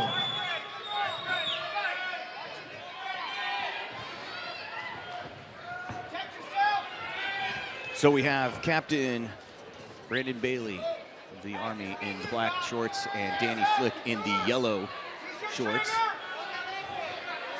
These Flick brothers just have a mean streak about them, and it makes it enjoyable to watch. It does, yes. He's always got a chip on his shoulder. And he's one of those fighters that goes with that persona of trying to get, be flashy and loud, and it throws people off. He does back it up, though. Brad, you heard him just now just kind of growl at Brandon. And you see they're trying to wrist control from Captain. Now Danny's got Brandon's back. Danny coming up a little higher. Looks like Brandon's going to try to escape. Flick is trying to look for that arm bar, it looks like. So you have to watch for that when Brandon pops out. Good drive there, driving forward from Brandon Bailey. He's almost out, and I can't tell if he's got his arm underneath. I think he's trying to choke him with his leg, his calf. Yeah, it looks like he's gotten some kind of funky inverted triangle he's trying to lock up. He has it on his ankle right here. Maybe if he can lock up, looks like he's almost out, maybe. He's pinching his legs together. It looks like Brandon's gonna get out pretty soon. Brandon, what he needs to do right here. Brandon put his knee on Danny Flick's knee. That loosened it up, and now Brandon is on top, and now going to make him pay for that with a series of hammer's fists, and now he's in Flick's guard, and you're going to see Flick try to do some jiu-jitsu moves here. These submission attempts are risky in MMA because if you miss it, you get put in a bad position, and your opponent is pretty angry, so he's going to try to knock your head off. There's a knee from the ground.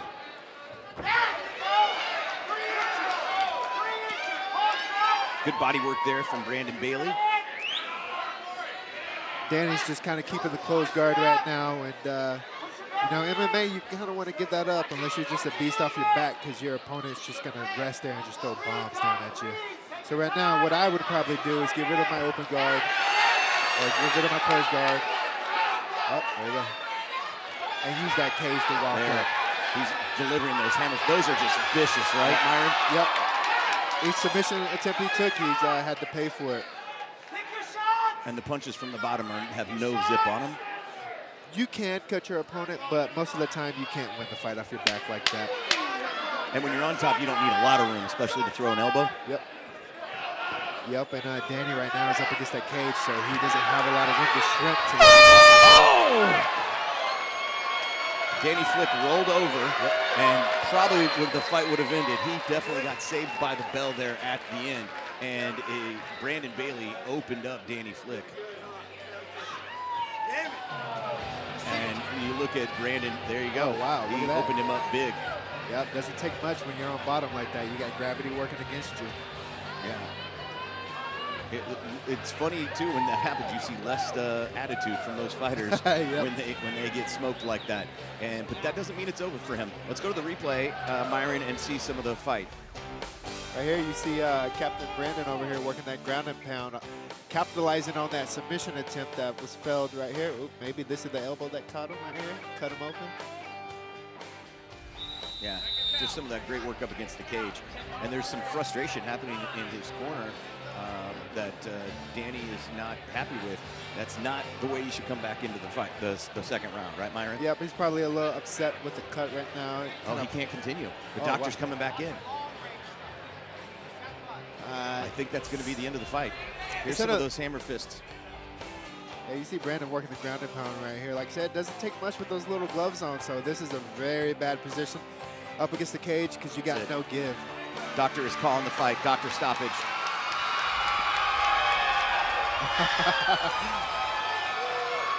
Yeah, that cut was just in a funky position where that blood's going to go in the eye. I bet that was happening. Probably couldn't see good. Brandon Bailey gets the victory, and the guys embrace in the middle after Mr. Flick gives the one-handed salute to some of the people in the crowd that were bad-mouthing him. We've seen quite a few cuts tonight. Yeah, there's been some great sharp elbows and fists from people. Yeah, the cutmen are staying busy tonight. That was a fight I would like to have seen more from, as both fighters looked like. I don't know if he made Brandon mad with some of that stuff in the beginning, but Brandon definitely made him pay for it. We're going to go to the Casey Loop in the cage and get the official call. Ladies and gentlemen, this bout ends at the end of the first round, the beginning of the second. Due to doctor stoppage, your winner, out of the red corner, Brandon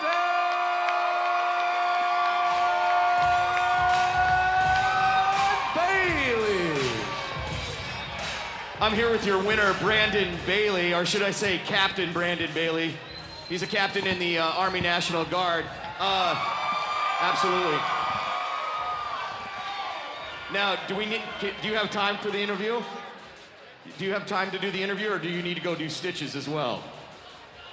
All right, so talk about that. Talk about what happened in there, because it looked like there was some frustration on your part that you kind of made him pay for.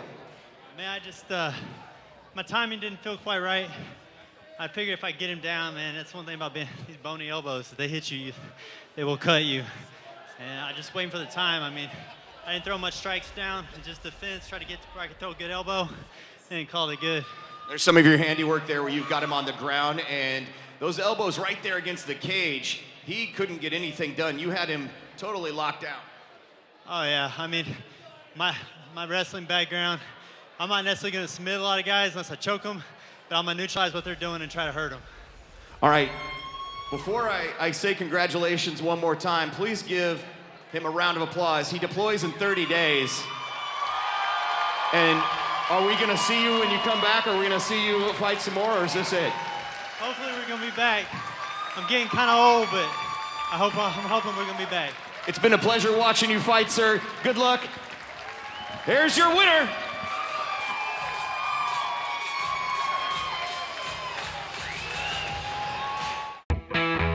There's no one else who compares to Regal. They're the National Quality Dealer of the Year, and they have over 25 years in business. They've got low-pressure salespeople who want to get you into the car that you want. Regal Cars and Credit has a huge selection of cars, over 500 in inventory. They was real friendly and real helpful. Any questions I had, they answered them. Regal Car Sales and Credit. We got it. We got it. Oh, yeah. Why don't you? Try Regal. It's Regal. Oh, yeah. You the car insurance guy? This about the car wreck? Pay for that car wreck. Medical bills, lost wages, pain and suffering. Okay. My client deserves more. Okay. Car wreck, call attorney Jeff Martin. At 728-8888. What about the dog? He's with me. Nice doggy. Nobody messes with attorney Jeff Martin. Call 728-8888.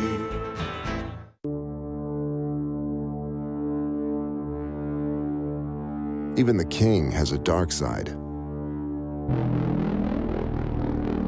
Meet the Road King Special, the stripped-down, muscled-up version of the American icon. Powered by the Milwaukee 8 engine. It's good to be king.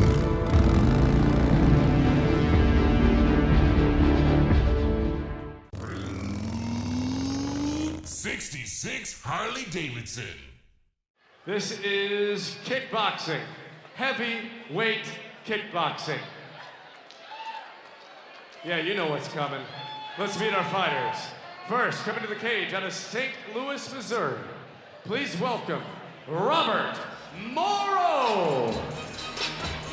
All right, here we go for the big fight that a lot of the fans have been waiting for. Rob Morrow is the destroyer, veteran kickboxer. He's got a national FN 21-20. Myron is his record. 41 fights. I'm sure maybe there's a give or take there too. It's probably more than that. 21-20. Talk about the taxing that goes on to somebody that takes that many fights. It's definitely tough on the body taking those fights, depending on how active you are.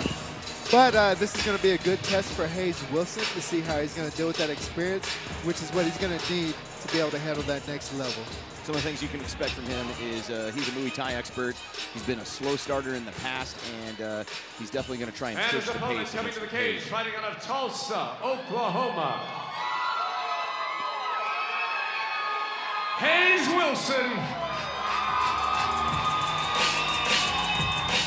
Hayes, the Hooligan Wilson, a crowd favorite, and has more knockouts than any other active Oklahoma fighter. He's known as a finisher, and if he wins tonight, from what we hear, Glory is going to be calling him, and he'll be up going to fight in Chicago in February if that pans out. So we'll just have to see how that plays out. I know that they're watching tonight to see what kind of happens.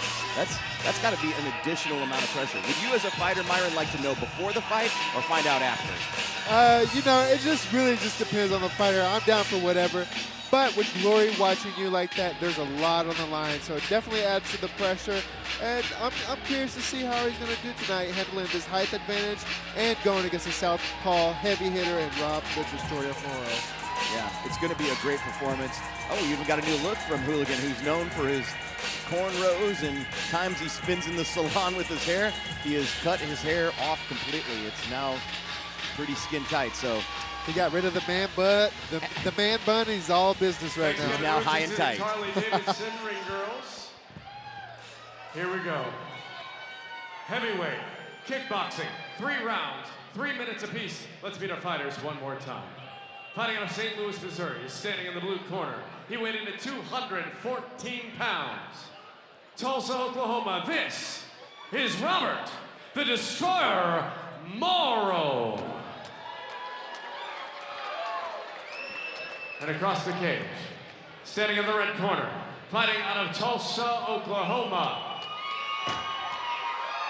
He weighed in at 248 pounds. This is Hayes the Hooligan Wilson. Our referee in charge of this kickboxing bout is the one and only Mr. Kevin Nix. All right, fighters, we're already winning the rules. I expect a good, clean fight. Touch gloves, go to your corner, be warriors.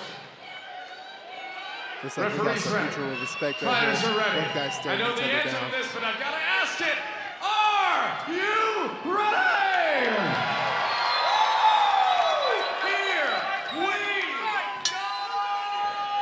Hayes the Hooligan Wilson in the Muay Thai, black, silver, and gold, and Rob Morrow in the white and gold trunks. I talked with Hayes yesterday, and he was super calm and ready. There's that big left hand from Robert Morrow.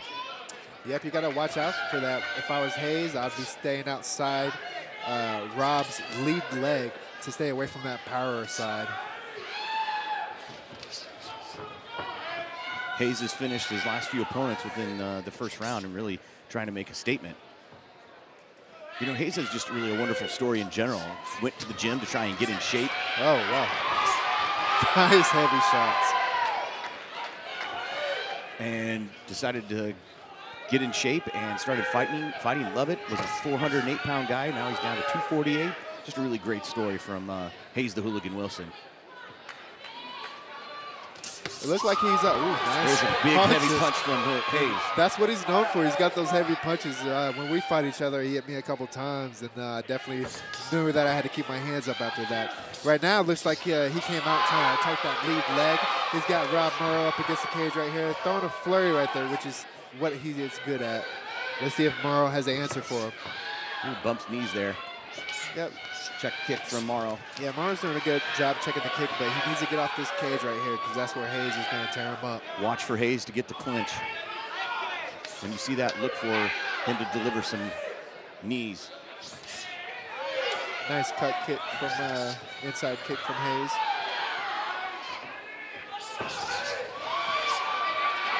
Put Robert the Destroyer on his heels there with that punch from Hayes. Yeah, Morrow's got those long arms, so he needs to keep Hayes at the end of his punches and get that timing down. Oh, you can't. Ooh, Look at that big kick from Hayes the Hooligan Wilson. Morrow's firing back, though, letting him know that he's still in this. Nice head kick, though. Not a kick you expect from a guy like Hayes the Hooligan Wilson. Yep. Less than a minute left in this first round. There he goes, attacking that lead leg again.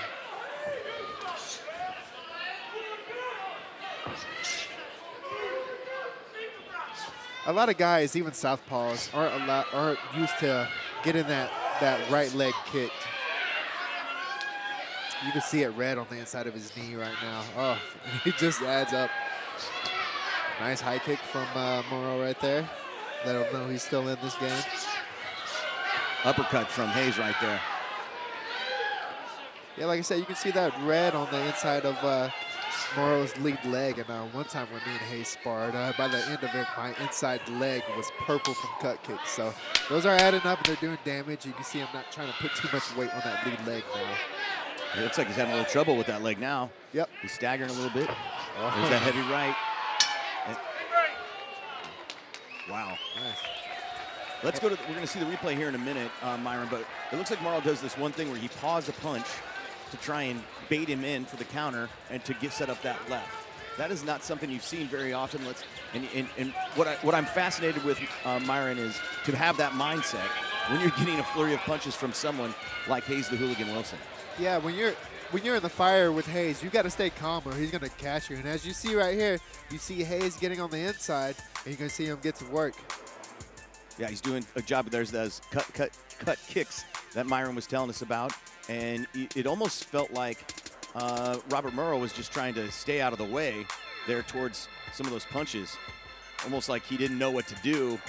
And that's one of the things about Hayes the Hooligan Wilson is you can't figure out what his game plan is. He's a hard guy to figure out, isn't he, Myron? Yeah, he's a heavy puncher, so you need to keep those hands up and, you know, make sure you don't get knocked out because it's very possible to happen. But he's doing a good job staying in it, showing good defense. So let's see how it goes this second round. Let's see the second round going on right now as Hayes the Hooligan Wilson in the black and gold Muay Thai trunks and immediately goes after Morrow, the destroyer. Loading up that uppercut. Nice. They're just going back and forth. Oh, you got him with that kick, and he's going to make you pay. Gets him up against the cage. And Morrow immediately angles out of it. That's why the Hooligan's a fan favorite here. He has those hard flurries that he throws. But you still got to watch out because you got to watch out for that rear hand from Morrow and that high kick. Yeah, nice knee to the body. The left for Morrow is what to be on the lookout for. He's working that knee again. Oh, there's another knee, or leg kick to the head. There's some body shots. Those are brutal. Goes after the leg while he had him up against the cage. And when somebody's attacking your leg like this, you get so focused on it that you forget to put your hands up and watch out for the high head attacks. Like right there. Oh, nice. Hayes looks like he's completely comfortable now. Yep. Oh, now he's going to give some. This is where you got to watch out with Hayes. Yeah, you need to clinch, slow him down because he's going to hit you. Oh my gosh, he's fighting back though, but this isn't where you want to be. He's taking those punches from Hayes. Yeah, keep those hands up. Now Hayes holding him against the fence. Oh, wow. There's a nasty one from Hayes. There's another one, another right. And they go back and forth, and Morrow's not giving up. The destroyer's still trying to stay in it, but his zip is gone in those punches. And Hayes is not giving up. He's trying to finish this fight with every punch that he's got. And Hayes, he's still against the fence. And Morrow is just trying to angle out. And you see both fighters now exhausted.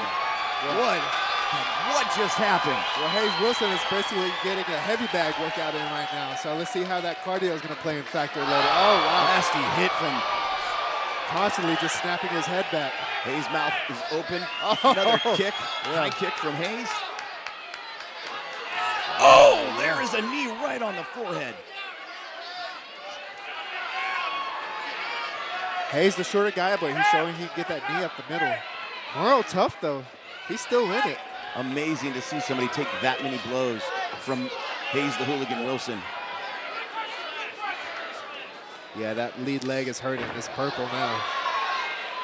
Yeah, there's definitely some, he's trying to keep some weight off of it. Really, really good fight for the fans right now. Absolutely.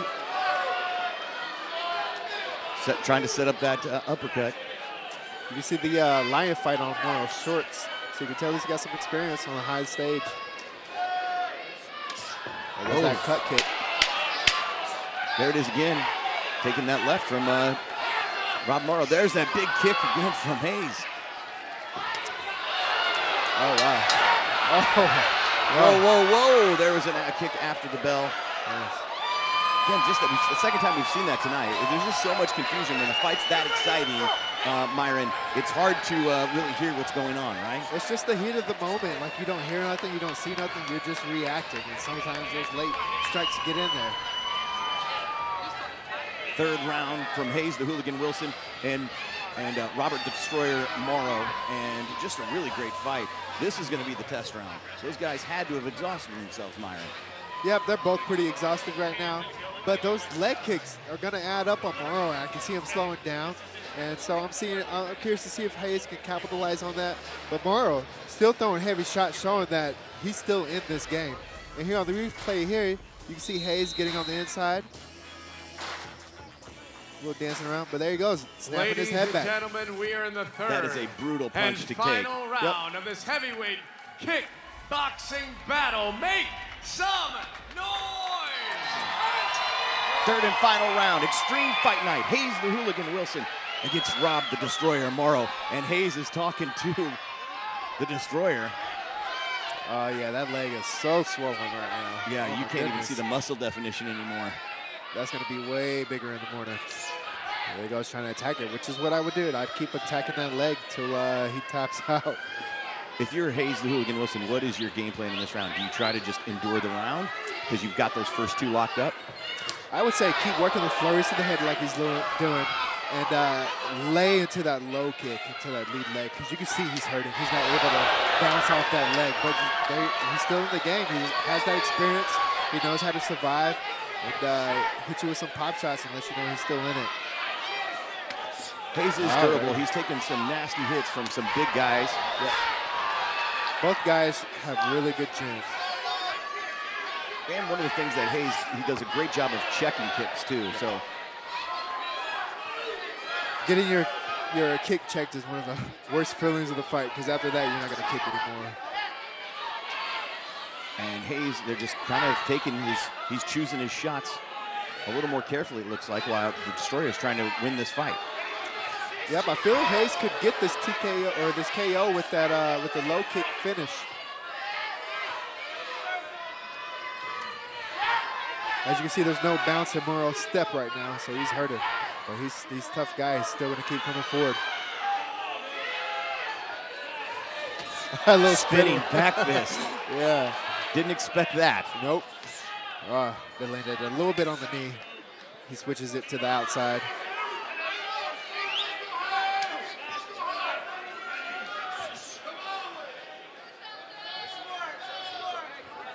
Yeah, Rob's hurting pretty bad on that leg. You can see it.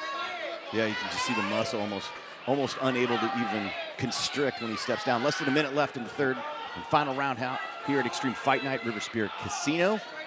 Hayes the Hooligan Wilson against Rob the Destroyer Morrow. Yep, I'd have to give this fight to Hayes so far, but that's not enough with all these scouts watching you. You need to win impressively. You need to get the finish, because that's what people are looking for. He's got under a minute to get it right now. So he's got to go for it. Good blocks there from, nice. Yeah, Rob's no pushover. He's not going to roll over, is Hayes hurt? I don't know if he's hurt or not. Hayes knows that he's got to protect himself. Less than 20 seconds. Hayes asking him to come in. There's that cut kick again. Oh, wow. And you know what? It could have been those flurries from earlier, because he was teeing off on Morrow for a little bit, but now it looks like he's paying for it. Yeah, he's trying to win this fight in the very end. And that's the final bell right there. Nice. It's going to go to decision. What an amazing fight. Clearly, 20 and 21 shows you can take some punches and some durability. What a really great performance from Hayes the Hooligan Wilson and Rob Morrow. Let's check the replay. So we see Morrow coming back with that high kick, and he found some more success in that last round because Hayes was getting a little tired from those flares he was throwing earlier. He got him right in the cup. Yep. Hayes is tough, though. He'll still keep coming forward. Yeah, just a really great performance from Hayes the Hooligan Wilson. And you could, the flurry of punches, I mean, you said the scouts need something a little bit more, but he put on an entertaining fight. Yep. I know scouts love that too. Yep, he did a really good job controlling the fight. Let's see right here, he's got a nice left hook right there. just delivers there. And Hayes just feels comfortable with that distance, even with the guy measuring And that's out some the heavyweight punch. kickboxing, am I right, Yeah, ladies he's and a gentlemen? little bit of a shorter guy, so he's going to be doing better on the inside like that because he Great can extend all the way sportsmanship, through too. It his does go punches. the distance. Let's go to the official call from And the Casey judges Luke. score the bout 29, 28, 29, 27, 29, 28 for your winner by unanimous decision out of the red corner. Hayes, the Hooligan Wilson. I'm here with your winner, Hayes the Hooligan Wilson. What a great performance. Give it up for Hayes the Hooligan Wilson. Tell us what's going through your mind right now. That was a great fight. Clearly with somebody that's 20 and 21, he can take some punches, and you unloaded on him more than once. That was poop. That guy's tough. I'll give you that. I got him against the cage and thought, well, I got him here. Let's give it all. I did. He took it all, so. You said something to him at the start of the third round. Up on the screen, you can see some of your handiwork there. What did you say to him at the beginning of that third round? I said, you're awesome, man. You're tough. You want to hug it up? He didn't want to hug it up. All right, so I've been told that there's something in your future. Do you want to mention that? Well, everyone's always asking me, what's next? February 16th, we're going to Chicago, fight for glory. February 16th, Hayes the Hooligan Wilson makes his glory debut. Representing Tulsa, you better believe it. I'll tell you, that new haircut definitely made you aerodynamic. You were much faster. Oh, was I? You anything else you want to say to your Tulsa crowd? God bless you guys. I appreciate everything. I'll be fighting Catlin Morsano, ranked 12th in the world in glory. Let's make some noise online. Let's get that bastard out to fight me. Here's your winner, Hayes the Hooligan Wilson. Let's bring out our mixed martial arts fighter for this bantamweight bout, fighting out of Thrall. Jacob Gerber, baby Thrall. He's 1-0. He had his debut at XFN. He's a finisher, submission, TKOs as an amateur. Almost all of them. 13-3-1 as an amateur, Myron. That's a lot of fights. Normally, your amateur career is not 17 fights. Usually, it's 5 or 6, right? Yeah, I only had 2 amateur MMA fights in one pro. Of course, I had some amateur kickboxing, but no, he's going to be well seasoned, and I don't think these last are going to affect him with that experience that he's had. One of the things that I'm looking forward to is these guys are both heavy, fast guys. Their punches don't mess around. 2 feet is a guy that is quick. And this could be over quickly. And his opponent fighting out of Tulsa, Oklahoma. Please welcome to the cage, Tevin Lasky. Tevin 2 feet Lasky, fighting out of Tulsa. This is his pro debut. He celebrated his 24th birthday this week, and he got a car. I think, I could be wrong, but I think they delivered it just last night after weigh-ins to him. I don't know who got him the car. Again, just someone that I noticed on social media. He's fighting for Tierra Lynn Davis. She was in a horrible car accident, is in intensive care. I'm not clear on the relationship to him, but he's got his toenails painted to honor her. So, when you're fighting with a little bit of emotion like that, I can imagine you're a little more serious. Yep, the emotion definitely plays a part on it, and it's always hard to tell if you'll be able to stay calm with that emotion or if you let it take over. So I'm curious to see how he's going to do, if he's going to be able to stay relaxed and get the job done. This is another guy who we've seen just grow in the sport that is just awesome. Also a fan favorite, and good things from him in this fight and in the future. It won't end too soon for him, that's for sure. Really, really good fighter. Has a problem finding opponents dropping out last minute. So, I know he's happy to be here tonight, to finally have his opponent, and it's showtime. He's ready to get that cage door closed and get after it. Let's get the official introduction from Casey Luke. Mixed martial arts, 3 rounds, 3 minutes apiece. This is the bantamweight division. Let's meet our fighters one more time. Fighting out of the blue corner, he fights out of Topeka, Kansas. He's weighed in at 136 pounds. This is Jacob Thrall. And across the cage, standing in the red corner, he fights out of Tulsa, Oklahoma. He weighed in at 136 pounds as well. This is Tevin 2 Feet Lasky. Our referee in charge of this bout is Mr. Nix. Right, fighters, we already went over the rules. I expect a good, clean fight. Touch gloves, go to your corner, be warriors. You ready? All right, you guys ready? You ready, Tulsa, Oklahoma? Yes! Here we go! River Spirit Casino, Paradise Cove Extreme Fight Night 345. Tevin Lasky in the fire trunks. And we've got Jacob Thrall in the red trunks. Immediately, they go up against the cage, and you see Jacob Thrall try to pick up Tevin. See Jacob going for that high crotch, but Tevin's doing a good job getting his center underneath him and lowering his weight. Right now, he's chopped up against the cage, which is probably a smart game plan to do against him. Yeah, there's a knee from Thrall. And I think Tevin's doing a great job of just trying to stay right with him and not giving him any space to do anything. He's got him in submission right there. He's got it locked down. He's got him under the chin.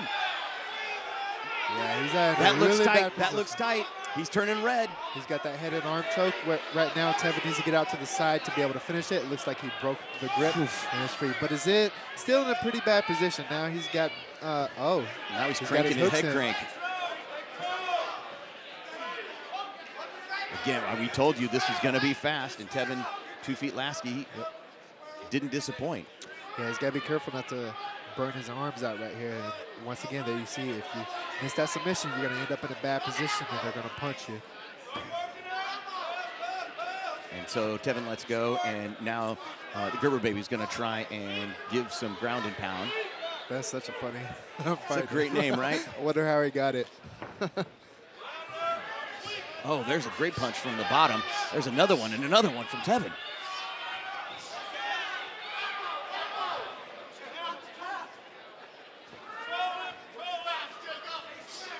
Myron, Tevin's doing a great job from the ground, trying to keep Jacob, giving him some space.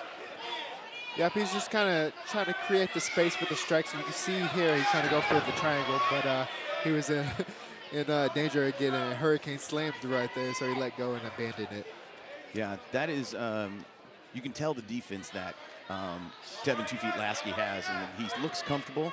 He isn't panicking at all. We're less than a minute in the first round here. Yeah, Tevin has some really good striking, so I'd like to see him open his guard up like he's doing and stand up and get back to the striking. Yeah, that's easier said than done because Jacob's doing a good job holding him up against the cage right here. And this definitely changes the point situation, keeps it a little more even probably as well, right? Yeah, well, you got to kind of give the edge to Jacob a little bit. Even though Tevin's working off of his back, Jacob is still controlling where the fight is right now. Right now, Tevin's in a really bad position. Yeah, those elbows are not nice. And like I said before, when you're up against a cage like that and they hit you, your head has no give and it just gets smashed to the canvas. Just delivering. Oh, he waited and picked his punch. What a great first round and sportsmanship by helping each other up there. Tevin 2 Feet Lasky and Jacob Thrall, Gerber Baby in that first round, becoming a little bit more dominant, Myron. And with this second round, I expect that they'll be standing up. We should see some more work from Tevin 2 Feet, right? Yeah, Tevin had a good couple of submission attempts, but the Gerber Baby came out and controlled the fight, like I said, held him down and worked his game plan. And I'm curious to see what adjustments they're going to make from their coaches coming into the second round. Yeah, and you just showed that you can't go to sleep on Tevin 2 Feet Lasky because it looks like Jacob was completely in control against the cage, and then it ended up what we see here on the replay. Yep, he had that head and arm choke, but couldn't finish it out to the side. Missed it, ended up in a bad position right here, and Gerber Baby is just throwing the punches at him right here. Yeah, it was definitely a great first round, full of some great action as we get set for the second round here at River Spirit Casino Extreme Fight Night 345. Tevin Lasky against Jacob Gerber Baby Thrall. And let's see what comes of the second round. 3 3-minute rounds. Tevin 2 Feet Lasky in the fire trunks, and Gerber Baby in the red trunks. Nice kick from Tevin 2 Feet Lasky. This is where he needs to keep it. Oh, there he caught that kick. What a nice roll from Tevin 2 Feet, Myron. Nice. He's working the whizzer right now, trying to defend the takedown. Gotta watch out for that knee, though. There you go. Right here, he needs a breakaway. Oh, he's going for the takedown. Nice. There it is. A nice double leg. And Jacob's a big guy, too. He's well-defined and strong, and not to take away from Tevin's strength either, but guys like that are really hard to take down. Yeah, they got those big, heavy legs, and like you said, they're hard to take down.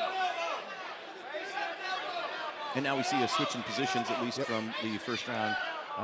Tevin's got, it looks like, more control. Trying to get he's got almost side control there. Yep. And we see Gerber Baby doing that right thing, getting that arm up over Tevin, right? That's a good defensive move. Yeah, you just want to kind of create the space to be able to stand up, but Tevin's doing a good job keeping him away from the cage, not letting him get his back up against the cage so that he can stand up. And if I'm Tevin right now, I'm not getting in a rush. I want to hold him here for a little bit, show that I'm the one controlling the fight, and not give him the ability to reverse me. And now it gets into Gerber Baby's full guard. Let's see what Gerber Baby has off his back to offer. A lot of times when I was just about to say, you go with long guys like that, you got to watch out for the triangles and arm bars. That arm bar right. And Tevin's going to make him pay for it as he gives up his back. And Tevin, here he goes. Some heavy punches. Wow. Yeah, he just moved his head for him. This is a dangerous position for a fighter, and there he goes to sit. That's okay, but he has to roll back, doesn't he, Myron? Yep. Tevin doing a good job controlling him from this turtle position. And even though these shots don't look like much, the ground and pound can cause some serious concussions. And Tevin's got one hook in, and again, we're doing those punches, and he's doing his best to protect. He's trying to hold out for the bell, and he just looks exhausted. Now Tevin lands up in full mount with Gerber Baby up against the cage. Really, really bad position. He's trying up. He's got to try not to get too overzealous right here. He'll get reversed. Yep, that's right here. If you keep that hook, nope, got reversed. Exactly as you called it. Can't go to sleep on Gerber Baby. Just when you think he's done. With 30 seconds left in the match, I would try to tell Tevin to stand to his feet so he doesn't lose all that hard work. Gerber Baby delivering those elbows. We've seen that tonight already in a couple fights. Gotta watch out for these elbows on the left side. Looks like Tevin's trying to tie him up right now. Just in a bad position though. The head has no give. What a great second round, and we definitely said that probably the edge went to Jacob Gerber Baby in that first round. How do you feel in the second round? That second round was really hard to tell because as we're going to see right here in the replay, we're going to see Tevin working his game plan a little bit. I thought he was going to work more striking. But eventually, oh, there goes the high kick. Eventually, he's going to get Gerber Baby up against the cage. And there he goes, catching that kick, and he was able to do that because he didn't put no punches in front of it, so he was able to see it. But there he goes, working his game plan, where most of the round was with Tevin on top. But then towards the end, you're going to see Gerber Baby reverse him. So I'm curious to see how the judges are going to score that one.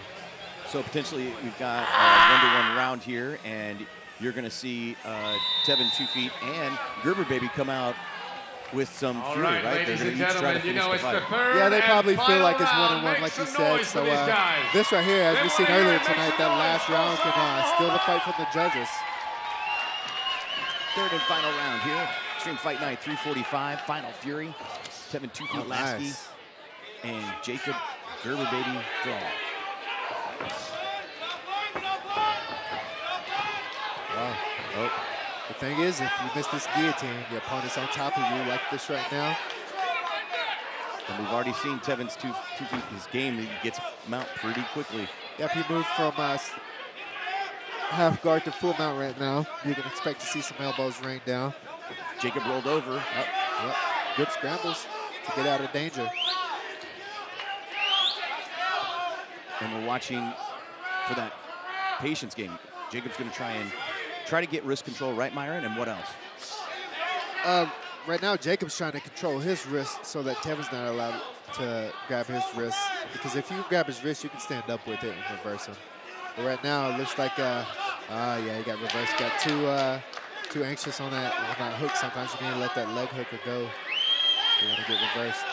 More elbows from Jacob. You can see Tevin tying up the right arm of Gerber Baby, but he's getting a little bit free, which the elbows are going to come right there. And guys don't mind being in people's guards because they're just going to rain elbows down like that. Oh, my goodness. And this, you got to remember, this is the last round, so this can decide the fight right here. I tell you, those elbows hurt, especially on the bridge of the nose. You see Tevin trying to get those butterfly hooks in and can't get it done. Yeah, Tevin's trying to break away, but Gerber Baby's just smothering him right now. He's ground and pound. Jacob Thrall's pound and ground is pretty impressive.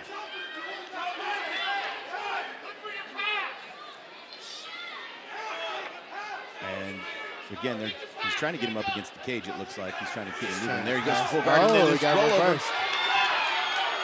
You gotta watch the arm bar, though. Gotta watch the arm bar. Let's see. Oh, he got out of it. And now Tevin's gonna try and make him pay for all that. Yeah, you definitely gotta be careful being in long guys' guards like this. Like he's waiting for that opportunity, isn't he? He can slap it up so quick. That's what we're seeing right here. He's got him pinned down. Yep. Some heavy punches. And that's what you need to do when you're going for those arm bars. You need to hit him in the face to get him to let go of it. But Gerber Baby is up against the cage. Doesn't have a whole lot of room to shrink. There you go. That's what you need to do. Nice follow-up. Up. There you go. Some fury from Tevin 2 feet. He looks like he's hurt. There's another heavy punch from Tevin 2 feet. And they get tied up. And there's some knee from Jacob Thrall. And they clinch back up with some knees. Nice action. I'm trying not to get caught up in it. What a great fight from both fighters. 3 rounds. It's again, we go to decision, and it looks pretty even to me. Myron? Yeah, honestly, it looks even. I'm really curious to see how the judges are going to score this. It was a really great fight from both fighters, and never saw a dominant performance from either one. It seemed kind of mixed. Yeah, they both had their times when they were showing out. Both had good positions, bad positions. And here in the replay, you can see Gerber Baby on top, raining down those elbows. Yeah, this is where a lot of the fight happened on the ground with them locked in each other's guards. And we definitely saw Jacob do a lot more damage on the ground. You see 2 feet finishing the round here on the feet. So, you know, that's one of those things. Who scored it more, with the punches on top or the control on the bottom? Yeah. And once again, they were reversing each other, so it's going to be hard to tell. That's why I'm glad I'm not a judge. That's right. Let's go to Casey Loop with the official call of this fight between Tevin 2 feet Lasky and Jacob Gerber Baby Thrall. Excellent fight, gentlemen. Great sportsmanship. Make a round of applause. Give them a big round of applause for these guys. Make some noise. It does go to the judges' table, though. The judges score the bout 29-28, 29-28, and 29-28 for your winner by unanimous decision. Out of the red corner, Tevin 2 feet Lasky. I'm here with your winner, Tevin 2 feet Lasky. Tevin, that was a great performance by both you guys. A lot of it was spit on the ground. Tell me what you're thinking about your performance. Hey, man, I feel like it was an all right performance. I should have executed my game plan better. But dude was strong as hell. His wrestling was good. I don't know if he didn't think I had any, but I do have wrestling. He was just strong as hell on the ground. Yeah, we saw a couple times him go into that whizzer and defended pretty good. What do you think about your performance tonight in regards to the future? What do you have planned? I guess, I critique myself like crazy, so I don't believe that was a good performance. But for me to say that, I'd be taken away from Jacob Thrall. He's a hell of an opponent. And his 13-3 record and all that as an amateur, want to know as a pro, it stands. I see, I knew not to take him lightly. So, I obviously trained good for that and everything, but you're definitely a rising star, man. There's going to be great things. The plans. I haven't really told anybody, but I'm going to hop on the plane tomorrow and go try out for the next Ultimate Fighter. So, hell yeah. You got a great fan base here. Give it up for your winner, Tevin 2 Feet Lasky.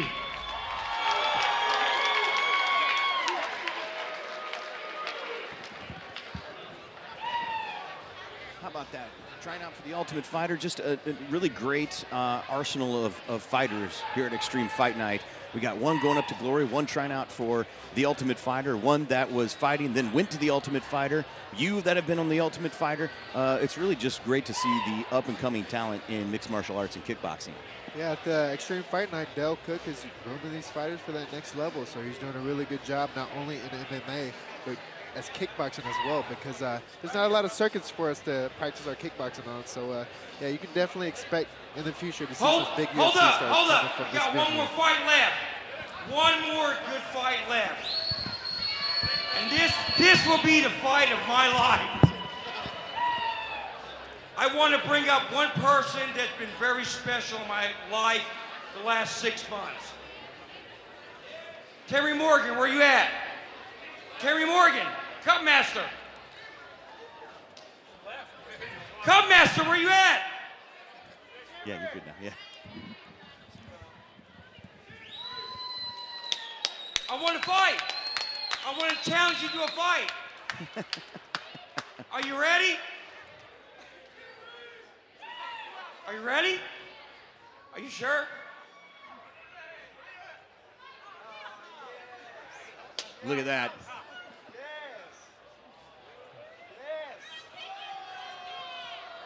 Come here, girl. I've had my eye on you for about the last 6 months. And you make a hell of an enchilada dinner. I can tell you that. Just look at me and look at my son. Okay? I want to ask you one thing. I want to fight you for the rest of my life. Will you be my wife?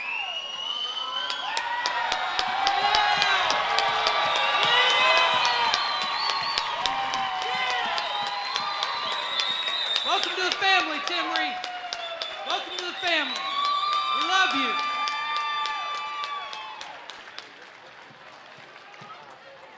I can only say this is one hell of a lady right here.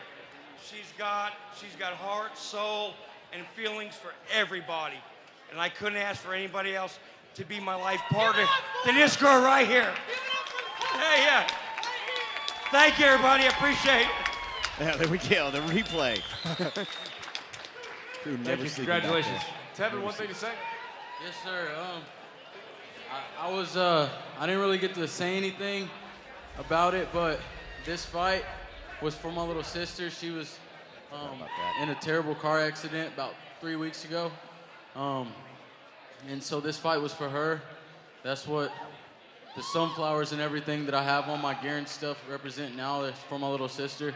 And I just want you to ask you guys to just continue to keep praying for her. She said her first words today. She said, "I'm thirsty," so that's what's up. Again, I just want to thank everybody that comes out and supports me every time. Go ahead and give a shout out to Crown Bristow. Shout out to all my sponsors. I want to thank you guys so much. You guys have a great night. Thank you, Tevin. Pray for Tiara. Thank you so much. One of the great things about Regal is that they've got everyday low down payments. They've also got really low interest rates and no hidden fees. The price on the vehicle is what you pay. Salesmen are great. Car selection is awesome. I just can't get enough of coming back. And did you get the payments that you was expecting? Better than what I expected. I had 4 different payment options. I'd recommend them to everybody I know. At Regal, they got it. They got it. Financing. Why don't you? Try Regal. It's Regal. Oh, yeah. You're here about the car wreck? Yep, the name's Martin. Attorney Jeff Martin. The heavy hitter? You're the insurance guy. Time to pay up. How much? You best pay it all, and then some. Car wreck, call Jeff Martin. At 728-8888. He's the heavy hitter. You're not gonna shoot me, are you? No, I'm gonna sue you. Nobody messes with attorney Jeff Martin. Call 728-8888.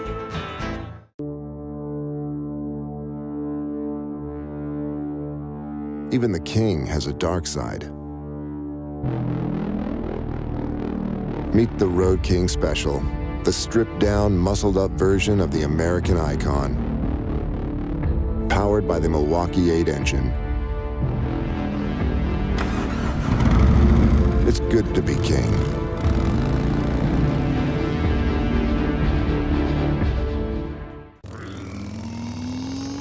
'66 Harley Davidson. It's time for the main event of the evening. Make some noise! Here we go, featherweight championship bout. Kickboxing. Let's meet our fighters, bring them into the cage. Fighting out of Muskogee, Oklahoma. Alfred Freight Train Walker!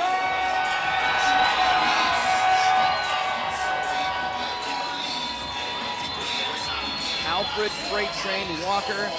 This is a guy who's been a crowd favorite for a while. He is the current champion. He is a guy that got involved in the one-night fight of kickboxing and had to move on. The smallest guy wasn't even in that weight class and won it from everybody and won the big cash pot.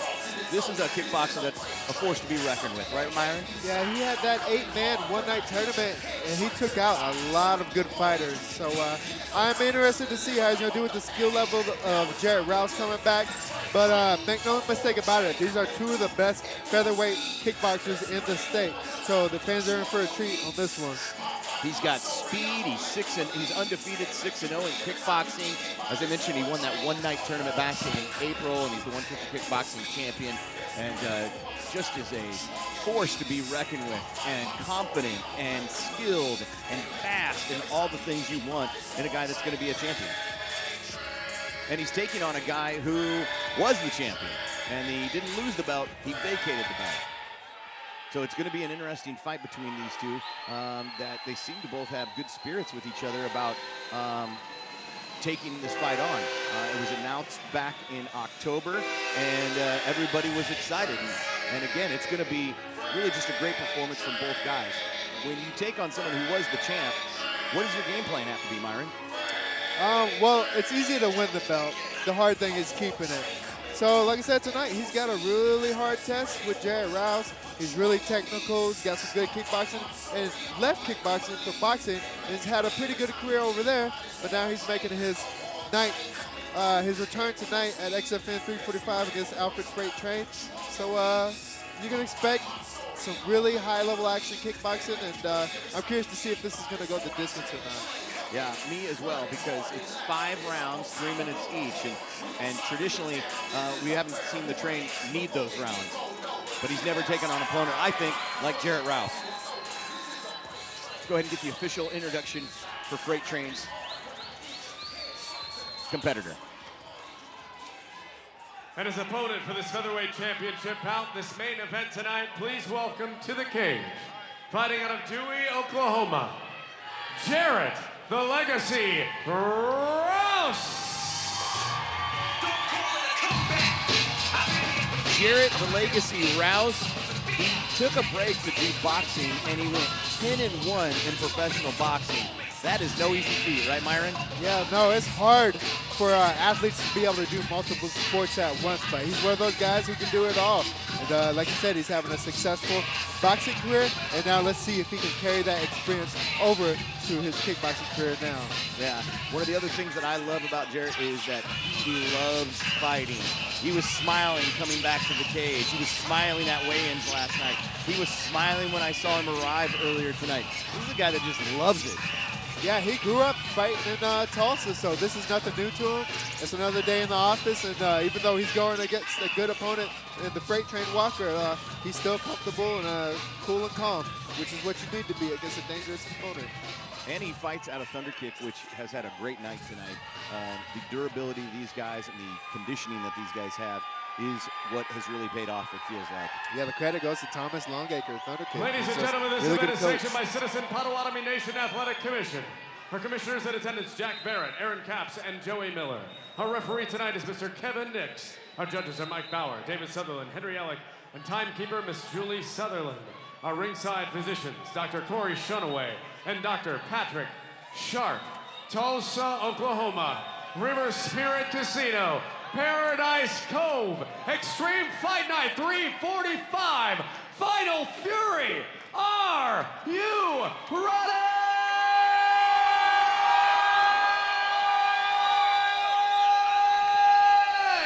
Here we go. Let's meet these fighters one more time. Fighting out of the blue corner, he fights out of Muskogee, Oklahoma. He weighed in at 145 pounds for this featherweight championship bout.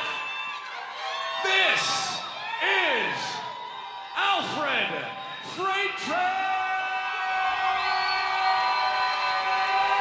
Walker. And across the cage, fighting out of the red corner, he fights out of Dewey, Oklahoma. He weighed in at 145 pounds. This is Jarrett, the Legacy Rouse. A referee in charge of this main event, Mr. Kevin Nix. All right, guys, I expect a clean fight. Two fighters, two legends. Touch gloves to the Cornby Warriors. One more time, and I want to hear you make some noise. Are you ready? Say it with me. Here we go. Jarrett the Legacy Rouse in the blue trunks and Freight Train in the white. And you would think, Myron, coming off of boxing, his boxing should be just sharp. Yeah, both guys have really good boxing right now. You can see that jab from the Legacy right now. Both guys are fighting for the middle control right now.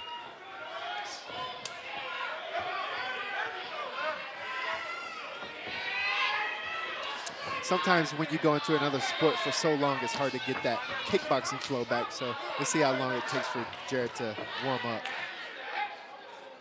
Freight Train's always had great head movement and feet work too. Yep, he's keeping the pressure on Jarrett right now. And this is kind of what I expected, a real technical fight coming out.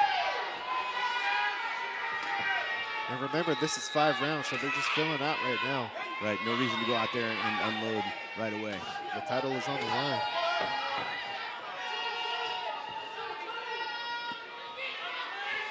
Jarrett Rouse switching from orthodox to southpaw, back and forth. See him working that boxing right there.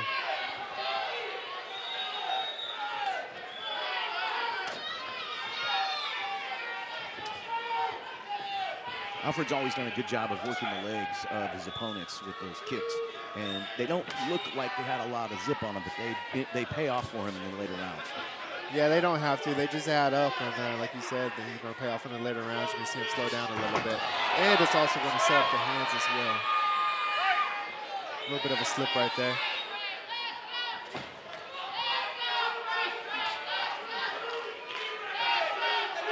Freight Train, a crowd favorite every time he fights. And Jarrett's a crowd favorite as well. He's just been away for a while.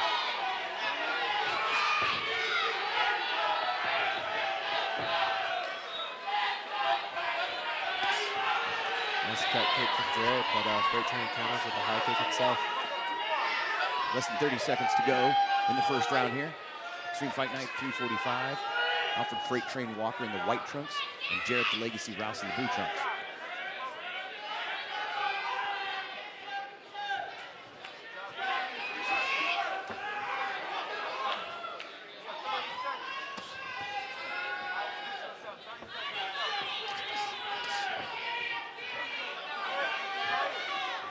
As you said earlier, these guys are just kind of feeling each other out, kind of seeing what they'll do with whatever punch, and you can definitely see that. Because the pace feels a little bit slower than we're used to from these two fighters, or at least from Freight Train. Yep, they're just trying to keep it technical because they're aware of the danger from their opponent right now. There's some great combos there from Jarrett, the Legacy Rouse. I mean, he'd been away for a while, but to have those combos already in your pocket, that shows that he isn't as rusty as one would think for being gone so long. And as the rounds go by, he's going to get warmer and warmer. Really, really close round. It's kind of hard for me to pick a winner off that first round. If I had to pick, I'd probably say the Freight Train, just for the control in the ring, and he had a little more activity than Jarrett. Right, and again, 5 rounds is a long time, so there's a lot that has to happen. Still, there's a lot of minutes still on the clock for these two guys to go on. Let's. What do we need to see Freight Train, and what do we need to see from Jarrett the Legacy in these next rounds? Both guys are still trying to figure each other out, just feeling each other out. Right now, they're just kind of either boxing or kickboxing. One of them needs to start mixing up the boxing and the kickboxing together, and the first person that does that is going to start having the success. Here we go, second round. Extreme Fight Night 345. Freight Train in the white trunks. Jarrett the Legacy Rouse is back to try and get his belt back. Double jab.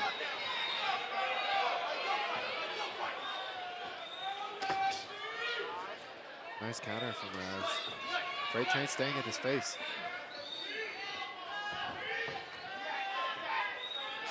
I'd like to see Freight Train dress those kicks up with punches first.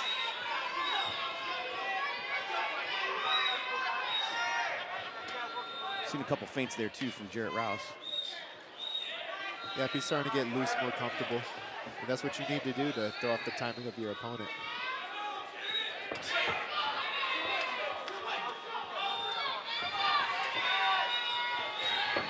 Front kick there from Freight Train.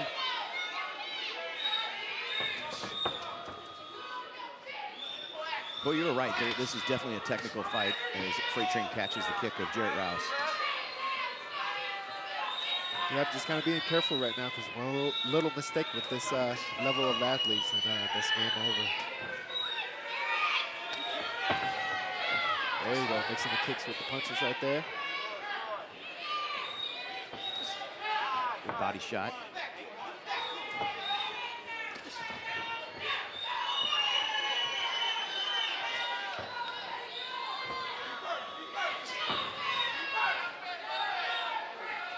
Guys still, like you said, being very careful, not getting real close to each other. Respecting the distance. Yeah, they feel the danger. They know it's there. Nice Sparta kick.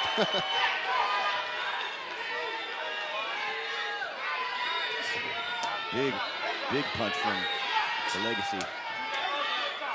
And now they're starting to mix it up back and forth. Right, you're seeing it kicked up a notch. Under a minute in the second round.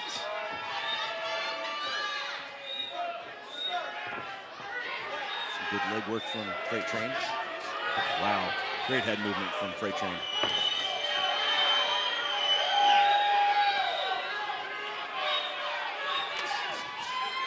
There you go, now Freight Train's mixing up the kicks with the punches right there. Right, feels comfortable with the distance.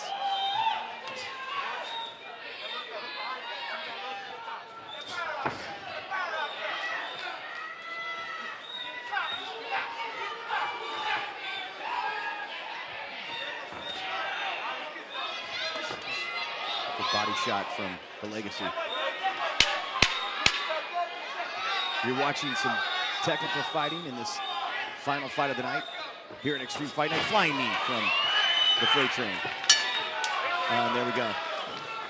That's the final bell for the second round.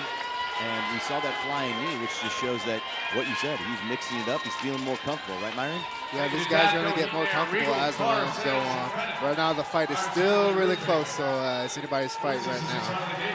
It's conserve is really the thing, right? Conserve that energy for the rest of those fights. Let's go to the replay. There goes that front kick that knocked Jarrett back a little bit. You see Freight Train kind of mixing it up with that high knee right there, jumping knee. Jumping knee into a right hook, it looked like there. That is athleticism. That is not easy. But you can see the guys are getting coached on and trying to get them, especially Freight Train. He's getting his breath under control and trying to stay calm, and both getting instruction. It's the third round. Who would you give that round to, Myron? Oh man, honestly, the fight's really, really close. It's too hard for me to tell on that round. Yeah, it's exactly the fight we thought. But now I feel like is where we're going to see things really change. Third, fourth, and fifth rounds. This is where they're probably going to get down to serious business.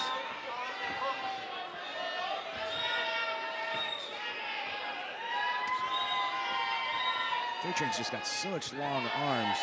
And it looks like they're far apart, but he just has to go in a little bit and can make those great punches.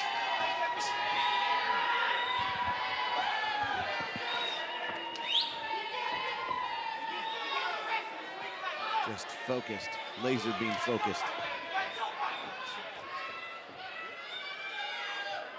People don't realize how hard it is to not give away kicks and punches with your head. Yeah, these guys are making it look easy right now, but they're both really, really good fighters.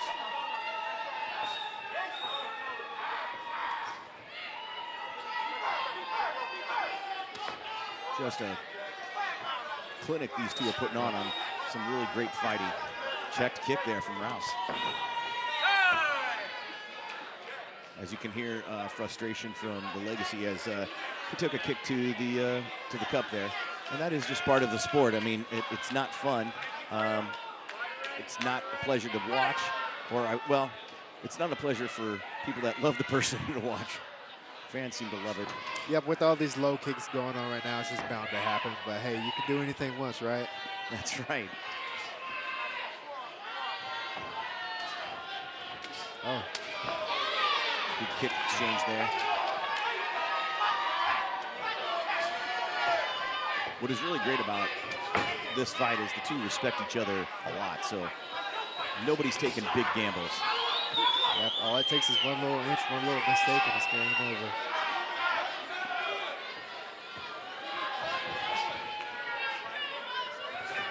And they're taking turns, kind of taking control of the fight too, taking control of the center of the cage. Very back and forth there. You just saw some feints from Freight Train.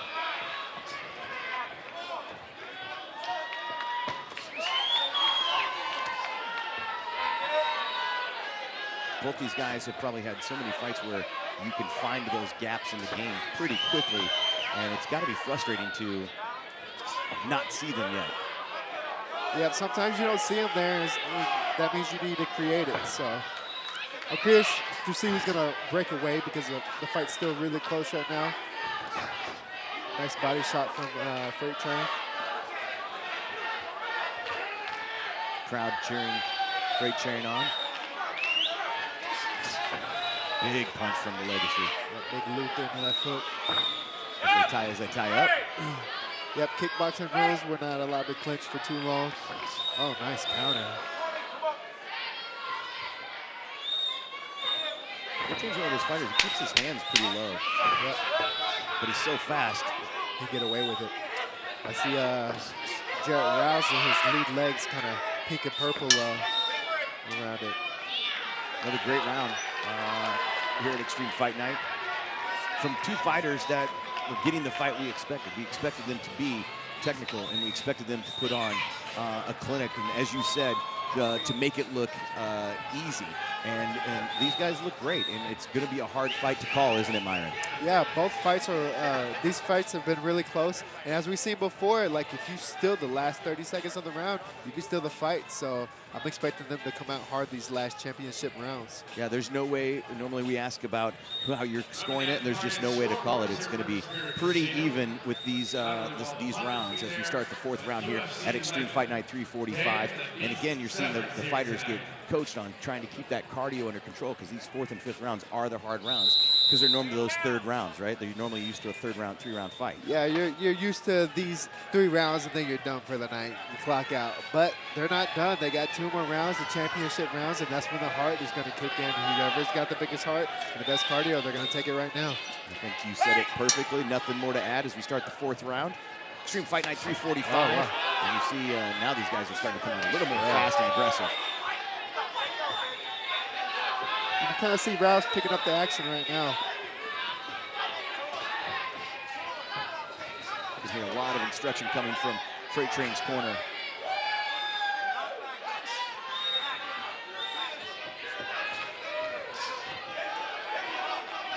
Like you said, Freight Train has his hands down, but he get away with it, how quick he is. All right, some good feints there, trying to deprogram Rousey. Sorry, Rouse. Heavy low kick. Right, and just the confidence from Freight Train to punch and stay in one spot.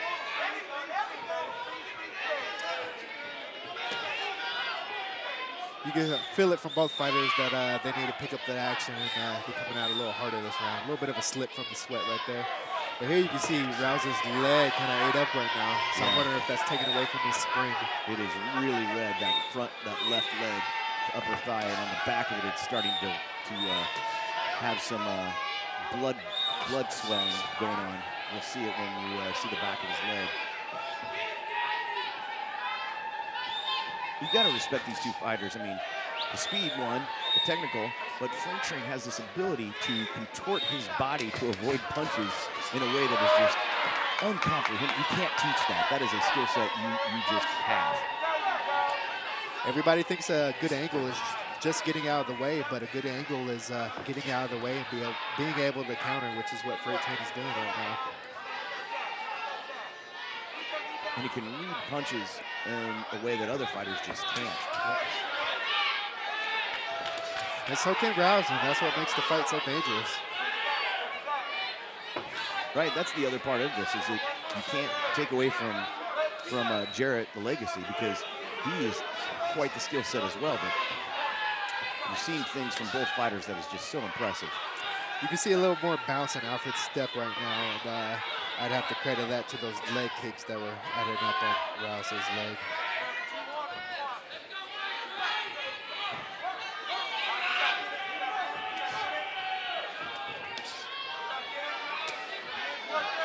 And they just take turns exchanging. There's some footwork from Freight Train. Right hand jab. Nice counter. Now, Rousey expected that and went in for it. Nice. What a punch from Jarrett. That's what Myron's been talking about. One mistake can end the fight. There's that knee. Nice.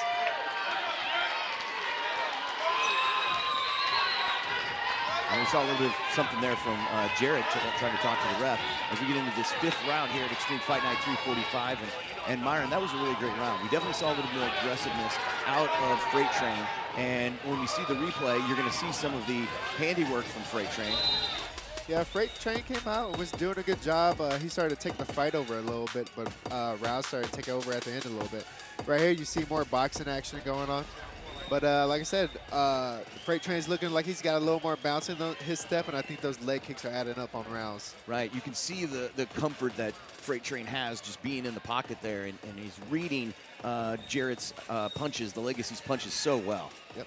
And normally when you eat leg kicks like that, your punches, you don't got no more pop on them, but Rouse, he's still chunking them things pretty hard. Yeah, when you get a chance to look at that leg, that front left leg from Jarrett the Legacy Rouse, and you can see some of the handiwork that Freight Train has done here. 5th and final round, Extreme Fight Night 345, as the fighters hug in the center of the cage as a mutual respect, and both are going to try to, I would imagine, make a point here. And the pace being pushed by the Legacy.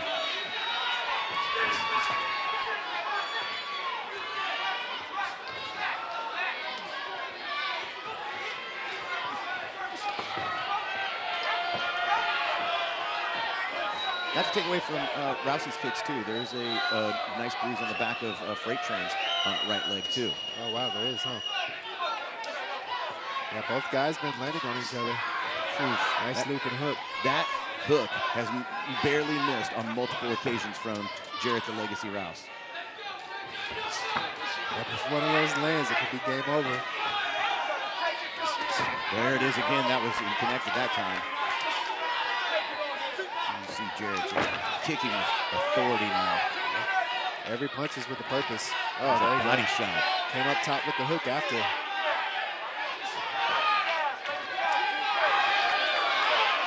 Freight Train coming back though. Absolutely. That's kind of been the story of the fight. One person will take over and the other comes back. Right, right when you think one's getting the momentum.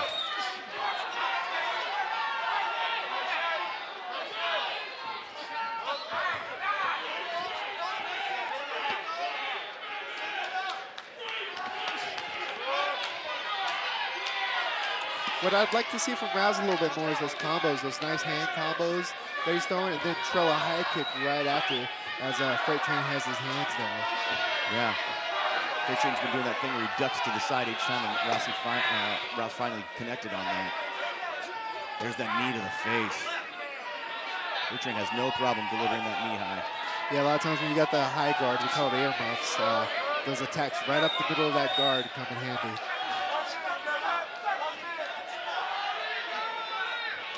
Freight Train has a formula for when he fights, and it has paid off multiple times. And as we said earlier, the legacy, not to take anything away from him, he has had put on a phenomenal fight as well. Two great fighters fighting it out here at Extreme Fight Night 345 as they get into the clinch, and Mr. Nix separates them. You see Jarrett the Legacy Rouse trying to make some points here for the judges. Yep. Both guys are going to be hurting when they walk in the mall, I'll tell you that. Oh, there's a knee that connected too. Last 10 seconds, and there goes Jarrett the Legacy trying to make something happen. They connect a little bit, and they're punching and kicking, and Nix lets him go, and that's the end. That's the end. It's a really great performance, and you can almost see Jarrett not sure. He didn't have a lot of confidence, let's say, at the end of that fight in terms of his performance. And Freight Train, just a really great. We saw a lot of great stuff from him, like we always do. Yep. Yeah, real good fight from both guys. Really technical. Good way to end the show. Really, really close fight. If I'd have to say, I might have to give it to the Freight Train. Just going off of body posture, you can kind of see Freight Train moving around, having a little better footwork, able to control the distance, control the timing, and that's what judges are going to look for. When I talked to Freight Train yesterday, he said, I like Jarrett a lot, but this is nothing but business. Yep. And he showed it. He punched his clock and said, here we go to work. And just a really great work, just really great things out of Freight Train, right? I mean, there's a guy who's going to just have some really great promise in the future when it comes to fights. If he wins this one, he'll continue to be undefeated, and just you can't help but wonder how bright the future is for this guy.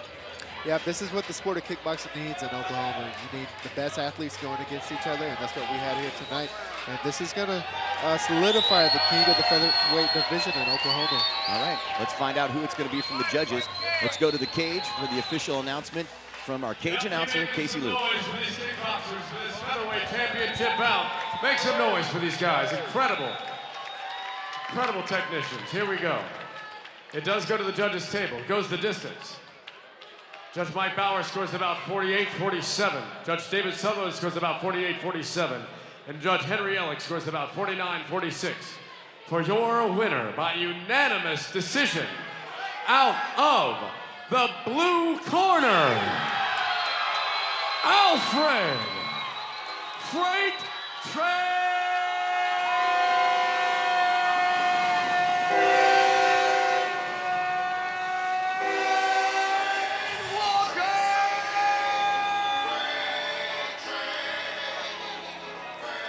I'm here with your winner, Alfred the Freight Train Walker.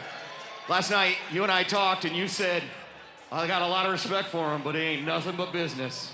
That's it, man. Jarrett Rouse. First off, I like to give glory to God. Without him, we wouldn't be able to do this. Jarrett Rouse is a tough opponent. I actually fought Jarrett Rouse back about 5 years ago as an amateur. Only amateur kickboxing match I ever had. I took the fight a couple of days' notice. After the fight, he told me, good fight. He wasn't expecting me to come out and fight like I fought. But since then, I started kickboxing. There's one other guy that's beat me, and I'm on a mission to regain that back. And yeah, he know who he is. Dale Cook know who he is. We gonna bring that one back, and I'm getting that back. Did anything surprise you from Jarrett? He had a really great fight. It was really a great fight from both of you guys. Did anything surprise you? No, I knew he was a game opponent. I had to be smart with him. I couldn't let him get off. I know he got a lot of knockouts on him, so he's a good technician at that, knocking people out. And I had to be smart about what I did, where I gained my points at, and how I controlled the fight. And you've got great fans here at Extreme Fight Night Paradise Cove. Yeah! Appreciate everybody that bought tickets for me, all my Freight Train fans. I'd like to dedicate this fight to my cousin, Charles Walker. He died August 1st. His birthday was yesterday. It was kind of an emotional day for me yesterday. I got his name on my back. Charles Walker, this fight for you, bro. I'd like to give a shout out to my baby, Monica Jones. Tonight, we're gonna celebrate her birthday. Tomorrow's her birthday, and my little sister, Odea. I love y'all. Her birthday's Sunday. No, Saturday. Sunday, one of you. You know, I got a lot of birthdays. But yeah, all my fans, I'd like to give a shout out to Travis Lane at Three Rivers in Muskogee, Alan Ritchie at Ritchie's Muffler, and Michael Napper at Napper University, my sponsors. I appreciate y'all. Y'all been with me for a long time. All my fans, family, everybody, Dale Cook. Without you, I wouldn't be able to do this. Jamie Harris matching me up. River Spirit for giving us a nice venue. Fight TV for all my fans out there to watch me fight. My coach Mo Brown and Top Pilgrim. Everybody at home, I appreciate it. It's always a pleasure to watch your handiwork in the cage. Here's your winner, Alfred Freight Train Walker.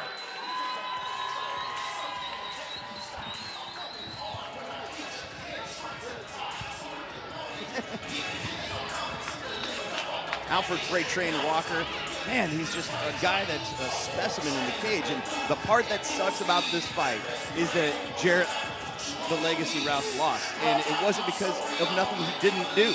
There's just two really good technical fighters that put on an amazing show and just don't disappoint every time that we see. That's how you do that, ladies and gentlemen. Extreme Fight Night 345 is in Alfred the Walker's books. getting my Thank you for respect. watching He's, on fight because he's not fighting slouches. You can always go He's back and beating these rewatch guys, the he's fights making them too. look easy. And like you said, beating somebody like Jarrett Rouse, that goes to show you how good Alfred really is. Yeah, he does a really good job. Not in all arounds, right? He does just the in the cage. He's really great with the fans. He's great with the sponsors. He's great on the microphone. He's just all around a really great fighter and an up-and-coming star in Extreme Fight Night, Myron. Yeah, if you can expect big things from both these guys at Extreme Fight Night here in Tulsa. Yeah, just some really good stuff. And we've had some great fights tonight. Let's go ahead and see some of these replays of some of the great fights. We got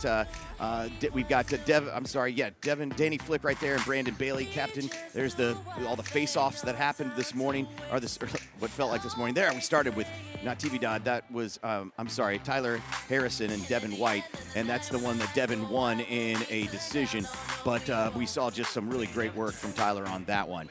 In the second fight, we saw not TV Dodd against Cameron Bajeas, and it was we just saw the great work from him. That ended a decision. TJ Arrington with the decision over Jimmy Flick, that probably well deserved, but they both put on a really great performance. Matt Dixon and Jared McLaughlin, that ended that first round TKO. Sorry, we got a little bit more there on that. And there's the Jared McLaughlin. That fight was over before it even started with all the going for those takedowns, right, Myron? Yep. And then we got Ed Klein Jr. that surprised everybody, Myron. Go ahead. Yeah, Ed Klein, he's a big fan favorite, but the boxing of Kim Yell just overshined. And here we got the captain, Brandon Bailey, showing that ground and pound, and it led him to the victory in this fight. Yeah, and he just did those hammers. He punished him for trying to get those submissions on him, and he goes on to active duty in 30 days, so he was happy. There's the man, Hayes Hooligan Wilson, crowd favorite, taking on Rob Morrow in a war that those two had. Yeah, really, really good fight for the fans. Here you see him slugging it out, and that's what the fans like to see. And there you can see that high knee coming from Hayes Wilson. But here, Tevin 2 feet getting the win right here. Really close fight. Alfred the Freight Train Walker taking out a really good fighter, Jarrett Rouse. We had a little bit of everything tonight. Right, a little romance in the cage with an engagement that did not disappoint. Every time we come to Paradise Cove, we have just great fights. And Final Fury did not disappoint, Myron, and we love every aspect of the fights that happened tonight. And you did a fantastic job as well, you did too, if I might add. So thanks again to everybody that joined us on Fight.tv and Paradise Cove here at River Spirit Casino Resort. On behalf of Myron, the future dentist, I'm Corbin Pierce. You guys have a great night. Thanks for joining us.